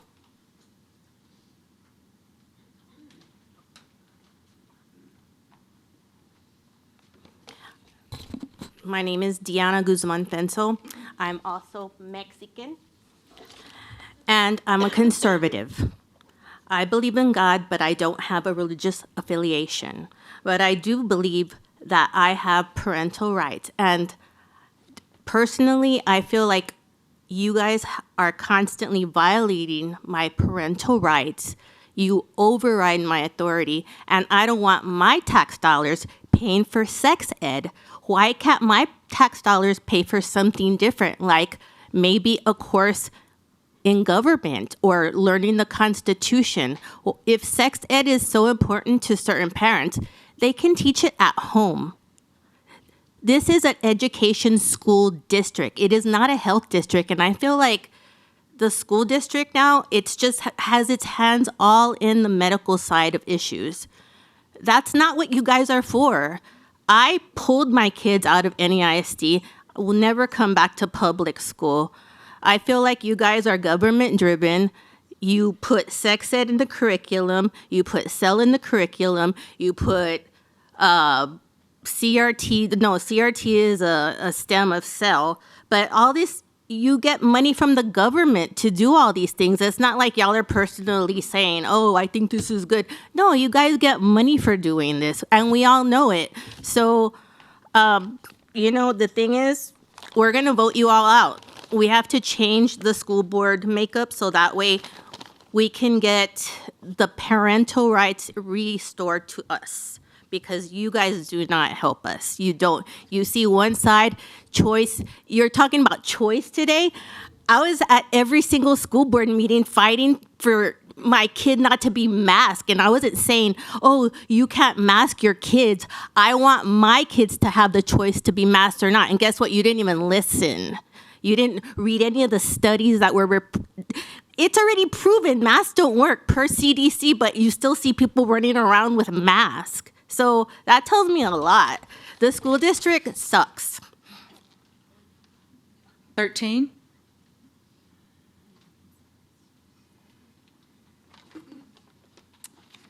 Good evening. My name is Jackie Hyman. I wasn't preparing to talk tonight, but decided to when I arrived. I actually came here about 2.5 years ago when I first learned about the program, and I came here to speak in front of the board, and I know there's some new people. But at the time, I did express my grievance with the sex ed program, disapproval of many things, not just a faith-based reason, but I did read the outline, I read the student manual, and I read the instructor's manual, so I did know about the information. After my presentation, actually the president at the time actually laughed, had the audacity to laugh. My kids were in NEISD at the time. When this whole grievance process went through and I watched how they were attacking these parents who literally were just coming forward to say, hey, we have an issue, like here are some of the things. Instead, they've had to go down this huge rabbit hole, and it was awful to watch, and it was really quite sad. And I just want to state that, I can tell from the questioning that you guys drilled Miss H with, that you guys have already made your decision, and I already know which way this is going to go, but I do have to state that as a result of all this ugliness, I pulled my children from NEISD public schools, and they will not be going back until things change. And that was really, really sad because I'm pro-public school, but the response that we got from the board when I came to talk was just disgusting. And I want to also say for the opt-in situation, because a lot of people have addressed that, and I have reviewed the parent outline. What is in the parent outline is not a good representation of what is being discussed in the curriculum. It's not the same, period. I've reviewed both items, and it's disgusting. I also want to point on a item that was brought up about the females and how, this can be triggering to people who have experienced trauma or rape or any of the sexual assaults.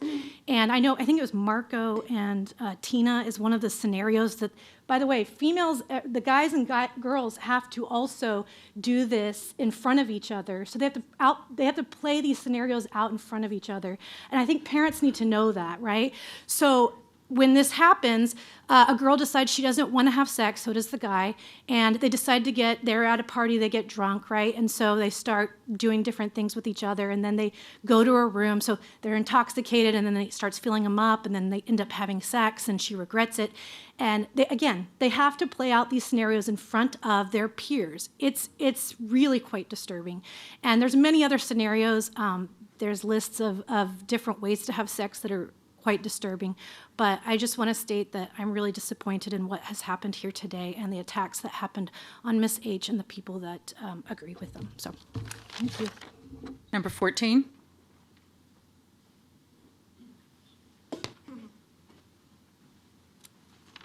Hi, my name is Melissa Beckett, and I am the parent who did the presentation that triggered this grievance. I'm also the parent who did the grievance prior to this. And so I just would like to correct a few things. And actually, I left my phone over there. But so, Ms. Huey, you asked if I consulted any counsel or teacher. Yes, both of those. You could have just asked me, but the answer is yes.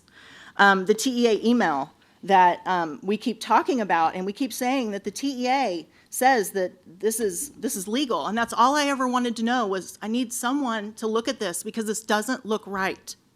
This was never intended to be a process that lasted this long. And the TEA did not say that the curriculum complied. They did not say that there's no need to look at the curriculum. What they said when I asked specifically, was there an investigation, because their letter to me was unclear. They specifically said, although the TEA requested information from the school district, there has not been an investigation authorized and more information was not required. There was not an investigation. And I don't care who comes up here and tells you there is, if you continue to tell the school and the teachers and the parents that the TEA has blessed this, you are lying. And that should matter to you. But what seems to have mattered today wasn't whether or not the curriculum was legal. Matter of fact, most of your questions had nothing to do with that. All of them had to do with trying to set up Miss Paula in the way she answered a question. How on earth did all these people get here tonight? That's a violation of her rights and Mr. H's rights. Because you know what? The post that was put on the internet was say, please come support our friends. I was not planning to talk today until I saw this room full of people that I didn't know how they got here. Someone in this room violated their rights because there is no way they could have known this was about the shack. That was never posted anywhere. There is no way that they could have even thought about abstinence only because that wasn't in the Facebook post. So you need to look into how the HELL this happened because that is wrong. And it is an abuse of your power, and it should never have happened. This is about the lawfulness of the curriculum, and these brave people have fought you, and we came here to support them because you're not actually listening. Listen to the grievance. They've explained the $100,000. Drop it. That isn't what this is about. From the very beginning, we just want it to be lawful. So she gave you a great out. Ask for an AG opinion. If you truly believe it's legal, it shouldn't scare you at all because it's just going to support you. But you know what? If you don't ask for it, you know what that tells me? Is you don't care about your parents and you don't actually care whether or not it's legal. And that's all. Okay, do I have any board members that have any questions for Mr. Lopez? Yes, I have a question. Okay, then we are going to adjourn into executive session pursuant to Texas Government Code Section 551.071. The time of adjournment is 8:40.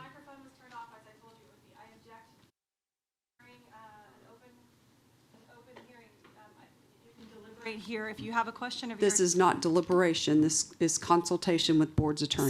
So after you ask the questions, you'll come here to deliberate because you can't deliberate Yes. in the closed session. I just have a question. Yeah. Excellent. Yes. Thank you.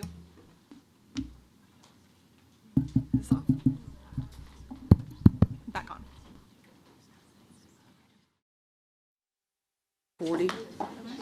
8:40. The board will now reconvene into open session and the time is 8:52.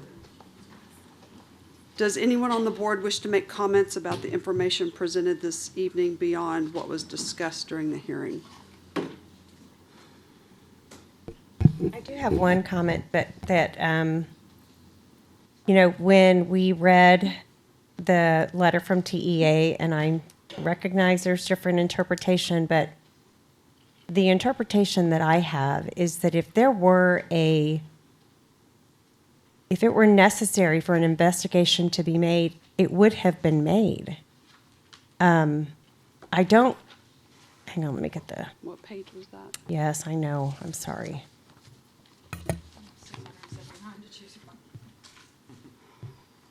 I have it marked. 245 is where it starts. 245? Almost there. Yes, here we go.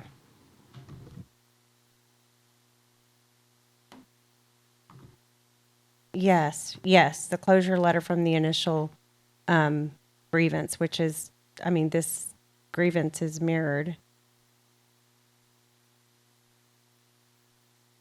And that they're both against, they're both stating that it violates 28004.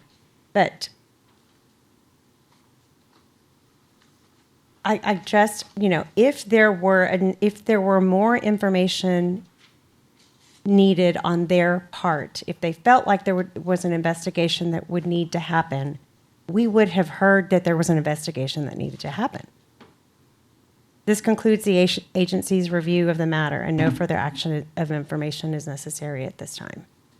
Right, so I think we have to assume that they closed the case. Yes. Because they did not feel like there was anything violating the law. And I think Northeast Independent School District has addressed and reported concerns that are within the scope of the Texas Education Agency. So while they did not do a formal investigation, there was nothing in the documents that led them to think they had to do an investigation, is the way I'm interpreting That this. is how I am interpreting it.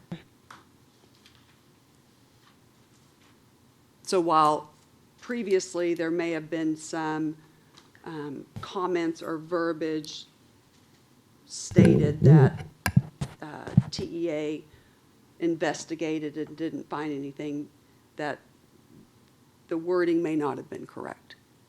You know, it's, again, an agency, and you're hoping that it can be, well, I guess anyone can interpret how they want to interpret, but that is how I see it, is that it is closed. And that there would be no investigation. You know, Because it says no further action or information is necessary. I just find it very interesting that we would be able to teach a curriculum for 4 years. This was a letter that was written in 2018 that was violating 28.004, and that we would have not had any agency, whether it be TEA or school board, I mean, anybody coming to our door saying you are violating the law. You're violating the code. I find that really improbable.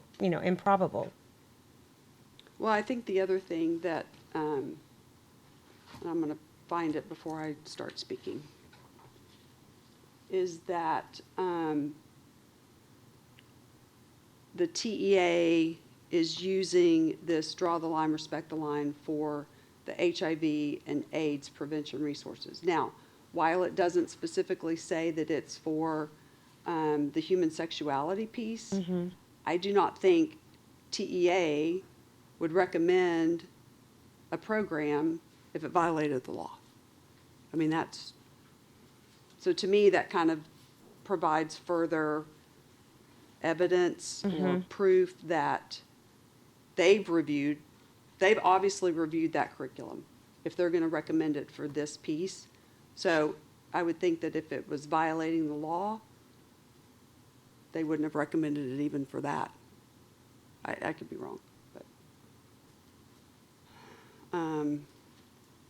That's the way I interpret it as well. I mean, if they felt that it was not appropriate for that, they would not have recommended for that what you had just said. So and as a curriculum as in its entirety.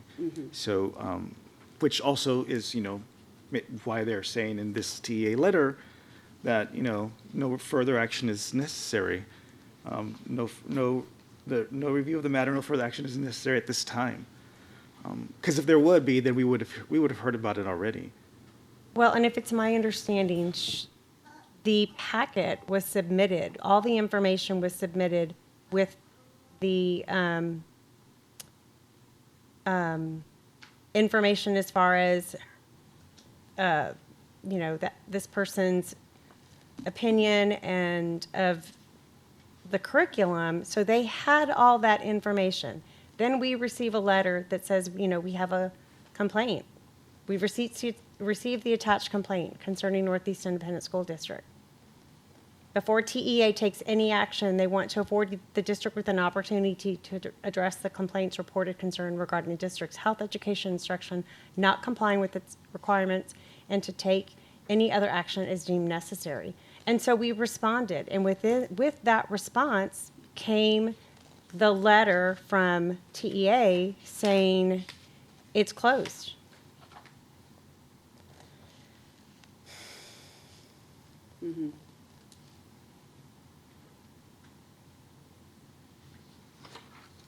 Okay. Anybody else have any other comments that they want to make? I said I want to just clarify and for Mrs. H and Mr. Piricello, and I'm just going to read these directly from the level 1 grievance just to make sure we understand what the items are that we're discussing up here.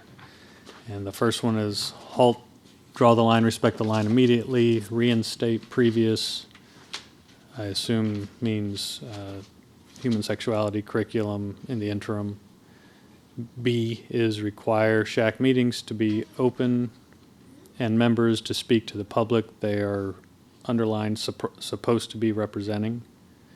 And C, require board to review entire curriculum before replacing it with anything new to any ISD. Are those three things consistent with what we are to be reviewing?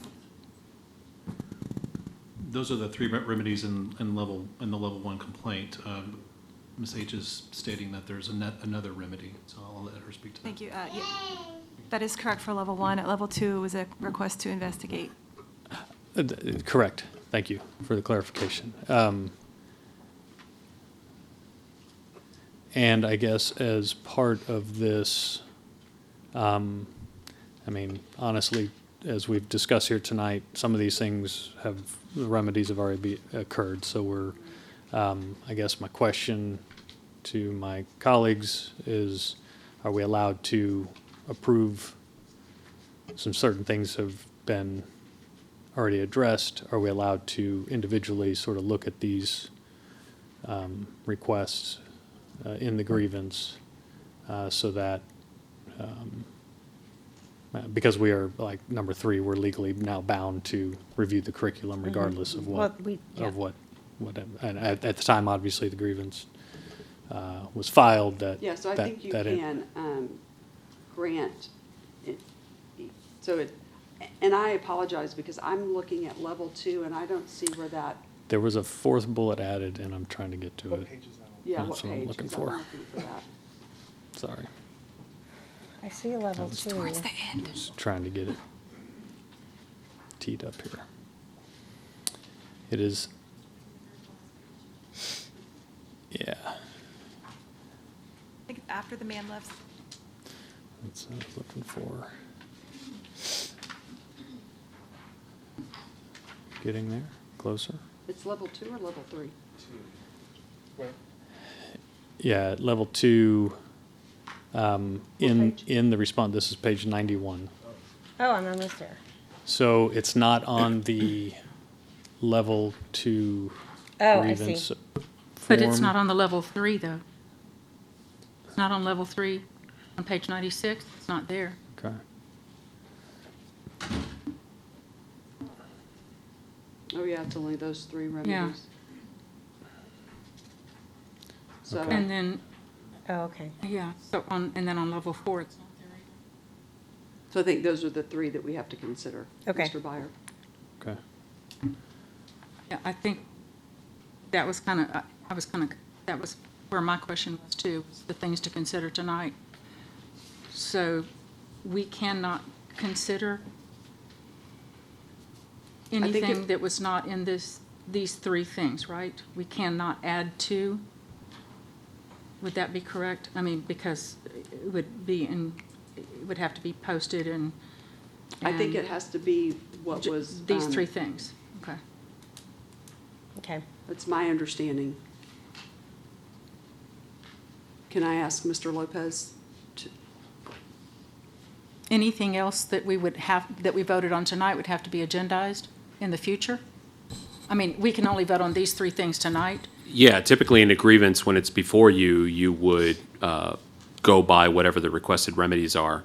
And you can either vote on them as a group, or you can split them out individually and take action on each one of the specific remedies that has been requested. So Okay, it's but what up about to the y'all. fact that at level 2, 1 was added, but it was not included in 3 or 4? So, I mean, ultimately, it's, I guess, what would be live before you is what would have been requested that has made its way to you. So if there was something included at level 2, but it was not included at level 3 or 4, then that would suggest that that has been dropped by the grievance. So you're left with Because the 3 level 4 things. is what what was. Yeah, that's the at our live level complaint. last time. That's right. That's the live complaint. So Okay, it's so- whatever remedies would have made their way to you, and it sounds like at level 3, you have, I guess, whatever those 3 remedies. Same 3, yeah. Yeah, so that that's what would be live before you in the appeal as it got to level 4. Okay, I'm trying to find level 4 just to see if, Page 96. 96. no, level 4 is 120. Oh, that's level 3, I'm sorry. Sorry. Okay, yeah. Well, it's. Oh, okay. It's right Yeah, here. at the very beginning. Yeah, you're right. Sorry. Like page 11. Tell me again what page? Well, if you go to like page 11 in the summary.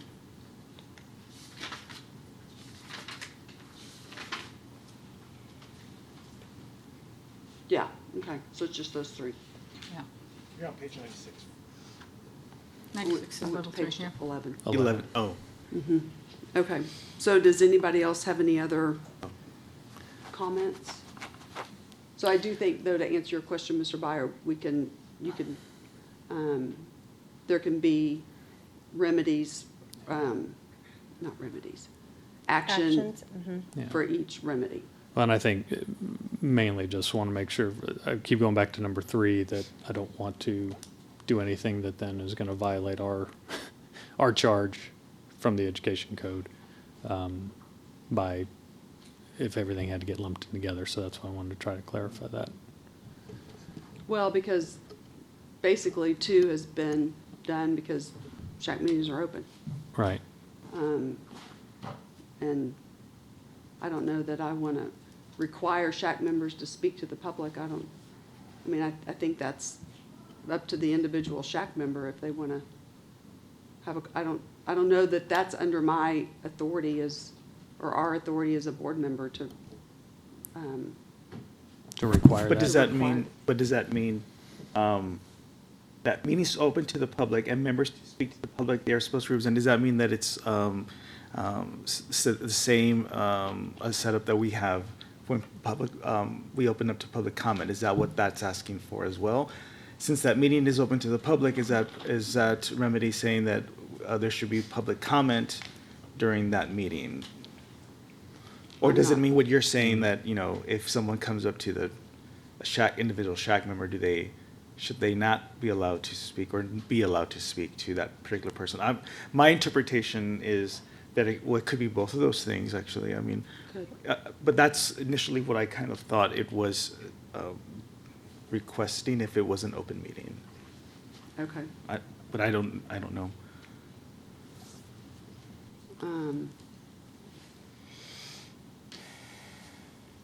All right. Any other comments or questions?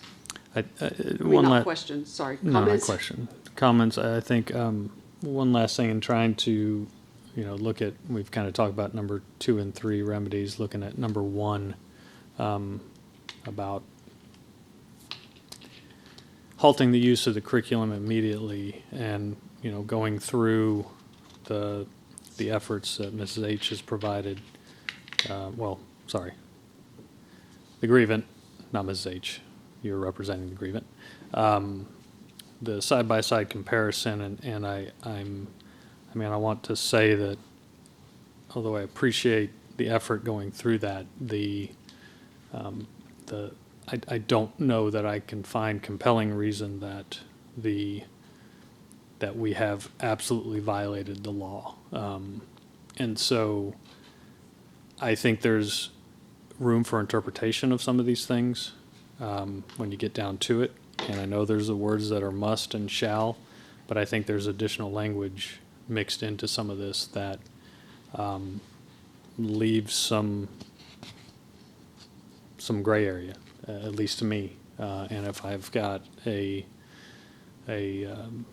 I have staff, the shack, people that have gone through this curriculum, I was not on the shack at the time that this was approved. But in going through it myself, and anecdotally having children that have gone through this, who I've also spoken to, that have said, my teachers tell me abstinence is the best choice. I think there's a lot of room between all this that I don't know that it's an absolute black and white issue as far as what the code tells us and what we have in our curriculum. I think that I think we are aligned with what the intent and the spirit of the code 28.004 indicates. So that's all I have to say. Okay.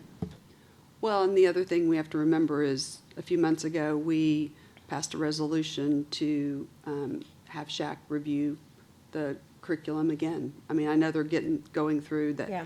health and the PE ones now. So I'm not exactly sure when that's going to be, but I think that at some point, they may or may not choose this one again. There may be something else. Right, and we can't guarantee that, well, we can't guarantee anything, what's going to No. come back to us. Do we know what the timeline is for that at this point? They didn't finish their first meeting. They had some technical difficulties in the beginning, and so they didn't get through their agenda. Okay. So they are reconvening at the next meeting To finish. the agenda Approval from last meeting. process for- Yeah, so it's still in the approval process. Okay. But I would say, assume, I don't know that that's right, but I would assume that once those curriculums get approved, then they would move on to the next charge, which is to look at. So I would anticipate maybe, I don't even know what month this is, March. Have they convened the subcommittee for this already? I don't know, and I don't know if we can ask that question. Withdrawn. Okay. Any other comments? Okay, do I have a motion regarding the grievance?